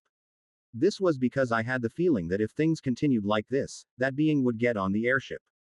Just as the airship was about to float over the parking lot, the hull shook slightly. Heek. Could it be that this ominous premonition has come true? She shivered and checked the external camera. Nothing was visible on the screen captured by the camera. It only illuminates the exterior wall of the airship with its luxurious decorations. After checking dozens more times, she finally calmed down and set off the airship. Through the cameras of the high-flying airship, a number of cults were seen appearing on the parking lot. They were all security guards who received orders from the secretary. They began to search the parking lot thoroughly. Phew. I don't know what the other person is, but it's impossible to leave the parking lot without so many guards. After sending a message to his secretary to report the results of his investigation, Lovitz set the airship's destination as a private residence. I'll have to have a drink when I get back. If you drink a sip of fine wine while lying in a hot tub, your frightened mind will easily calm down. Lovitz's airship, whether aware of its owner's fears or not, just silently passed through the red curtain that had descended on the city. Watch next episode. Chapter 320. Lovitz's private residence is located on the outskirts of the fortress. Just because she is on the edge rather than the center does not mean she is poor. Even though its status as a military base has faded, the level of security inside the fortress is very high. A city where warriors roam the streets and large warships frequently fly overhead. There aren't many idiots who would commit crimes in a place like that. In addition, the Water Fortress is a city that has accumulated wealth for a long time, so its residents are quite wealthy. In most cases, there is no problem in living even if you do not engage in crime. Since safety is guaranteed no matter where you go, there are many people like Lovitz who choose to live in outlying areas. It can be said that they chose a house with a quiet atmosphere rather than a noisy center. Lutz's airship passed several houses and stopped above a mansion. There is a small artificial lake in the center of the mansion, and pentagon-shaped houses surround it. Plants brought from other planets are planted between the house and the lake. The airship landed on a platform in the lake. The moment we landed, the surface of the lake shook greatly. What? Startled, Lovitz checked the airship's cameras. There must have been a problem when landing, and there were a lot of water droplets on the lens. Other than water splashing, no other damage was visible. I'm really out of luck. She got off with a grumble and crossed over to the garden where plants were planted through the bridge connected to the scaffolding. Every time she walked, the sensors and cameras inside the mansion responded. Are you here? Yes. I'm going to take a bath, so please take out some suitable wine from the storage room. I understand. And it looks like there is a problem with the airship landing system, so let's take a look. I will check. After ordering the slave behind the camera, she headed to the bathroom. The mansion's bathroom was large enough to accommodate dozens of people. She took off her clothes and placed herself in the hot bath. Whoa. Thanks to the heat rising from the hot water, my white and delicate skin turned pink. As the tension in my body eased, I let out a groan mixed with fatigue without my knowledge. It's a little better. I was in a bad mood when I arrived at the mansion, but I quickly relaxed. I thought it wouldn't be a bad idea to fall asleep for a bit before the wine arrived. She closed her eyes and surrendered her body and mind to the warm water. Just before falling asleep like that, bib-bib-bib-bib, a loud noise struck her ears. When Lovett stood up in shock, the water in the bathtub shook violently. Alarm sound. It was a sound I had rarely heard before, so I didn't recognize it right away. That sound ringing outside the bathroom was an alarm that sounds when someone from the outside breaks in. That means someone came into her house without permission. What's going on outside? Her voice echoed throughout the bathroom. As if in response, the alarm sound from outside suddenly stopped.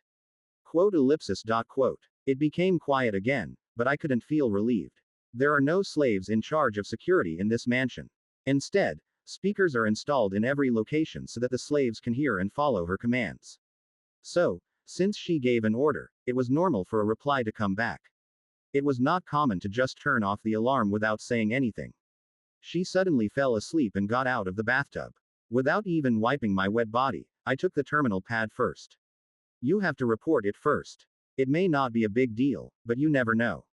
She quickly reported to the fortress's warriors and put on her robe. The warriors will be here within 5 minutes. You must hide in the mansion's evacuation room until they arrive. As she came out of the bathroom, a bright light greeted her. The atmosphere inside the mansion was no different from usual. Except for one difference. Where has everyone gone? There was no sign of popularity in the mansion at all. Aside from the intruder, the slaves were also nowhere to be seen. The situation was unusual. The reason her body was shaking wasn't just because of the cool air conditioning. Quick, we have to go to the evacuation room quickly. Lovitz walked trembling. The house that had felt comfortable just a few minutes ago felt extremely unfamiliar. After leaving the building where the bathroom was located and entering the corridor, she found traces of an intruder entering. What about this? Water-soaked footprints were clearly imprinted on the high-quality stone floor.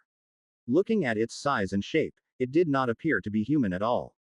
Moreover, the footprints were bigger than her head. The direction the footprints were heading was outside the corridor, that is, towards the wine cellar. Shit. Lovitz created a whip with psychic power and held it in his hand. I never dreamed that something like this would happen in the water fortress. She vowed that once this was over, she would place her war slaves in the mansion. The good news is that the wine cellar and the evacuation room are quite far away. Now that an unknown beast is chasing the slave, they must quickly escape to the shelter. She ran half naked. There was no sign of anyone following. Arriving safely in the evacuation room, she first looked at the surveillance cameras installed in the mansion. Here, you can check all the spaces inside the mansion, just like in the management office. The cult-style computer worked and output images and videos taken by the camera in the air. She moved her eyes diligently, searching for intruders. Doesn't exist. But the intruder was nowhere to be seen. There was even no trace of the slave who was presumed to have been attacked by the beast. What is this? As she was looking at the camera in confusion, she suddenly heard a sound outside. Bib-bib-bib-bib. This is the alarm sound I heard in the bathroom. What sounded small at first gradually became louder. It means that the intruder is getting closer to this place. She quickly checked the camera in the hallway where the alarm was sounding. What happened? What about him? Where the hell is he? The hallway is empty, but the security system loudly shouts that someone is there. As I was checking the video to find the cause of the alarm sound, something caught my eye. Bibibibibibibibibib. She brought her face closer to the image floating in the air. Quote ellipsis dot quote. At first, I thought it was just a stain or pattern. It's a geometric decoration commonly seen in hallways. It wasn't. It was a wet stain. Something that wasn't captured on camera was walking down the hallway, leaving footprints. Beep beep beep. And the mark ended exactly in front of the door of the evacuation room. Her head slowly turned back. The alarm sound stopped and another sound was heard instead. A noise made when something heavy is dragged. It was similar to the sound made when a thick alloy door opens. Then there is no problem. Yes, I think the security system is outdated and malfunctioning. I'm really sorry for causing you trouble even though it's nothing special. Do you mind if we don't look into it separately? I think that would be okay. As you can see, I am in this state. The armed warriors glanced sideways at my body and then quickly turned their faces away. Oh, okay, I see. All right, let's go then. Go in and rest. Thank you. They greeted each other with awkward faces and walked away. I never thought you would come out while taking a bath. Just make me a slave. I guess you were having a good time with your slave. When I looked at it, it seemed like that kind of atmosphere. Stop talking nonsense. The voices heard beyond the closed door of the mansion quickly quieted down. Eventually, a small fighter jet parked outside took off and left the mansion. Since there were no more signs of outsiders coming, I went back into the mansion. I was surprised. I wasn't too worried until I first got on the airship and arrived at the mansion. Unlike Alcides' mansion, the water fortress had no armed guards. Perhaps because the city itself was safe, only a small number of slaves resided in the mansion. As I was diving in the lake where the airship had landed, I used my auxiliary equipment to roughly determine the number of people inside the mansion and took action. First, we tried to quickly deal with the slave who was carrying the wine and then the owner of the mansion. If it weren't for that loud bell sound, it probably would have happened. Transformed into a clever weakling, I am immune to various detection systems thanks to the unknown creature fur effect.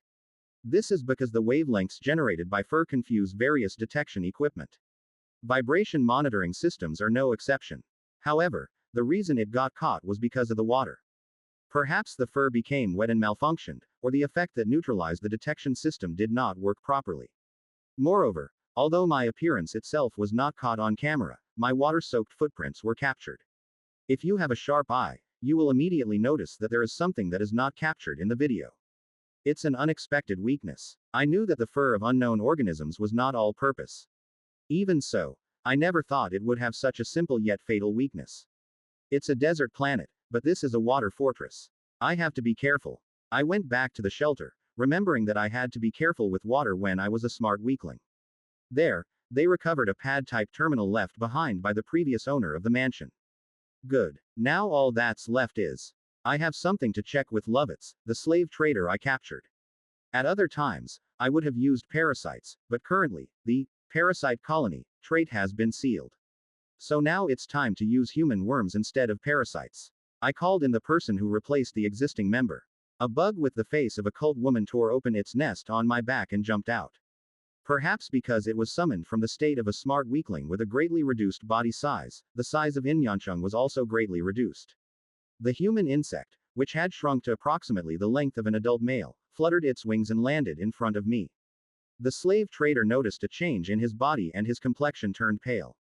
I have something to ask you. Her eyes widened as a voice identical to hers came from my mouth. However, there is only one thing she can do as all authority over her body is vested in me. Please speak. Just doing my duty as a servant. Seon Eugene realized that he was dreaming the same dream. White room. Myself sitting in the middle. Faceless people whispering something to themselves next to them. The recurring dream I saw every time I fell asleep has now become a part of my life. Rather, recently, I felt like I couldn't live without this dream. You filled square filled square or filled square filled square filled square. She, sitting in the chair speaks. As usual, I couldn't understand anything at all. Seon thought. How would I feel if I sat there? It was a thought that had never occurred to her before, but she didn't find it strange.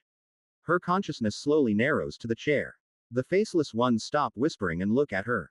Obviously, the facial expression shouldn't be visible, but for some reason, it feels like he's smiling. Everything was so strange, but she didn't realize it. The thought of having to sit in that chair right away invaded my mind. You filled square, filled square, filled square, filled square, filled square, filled square.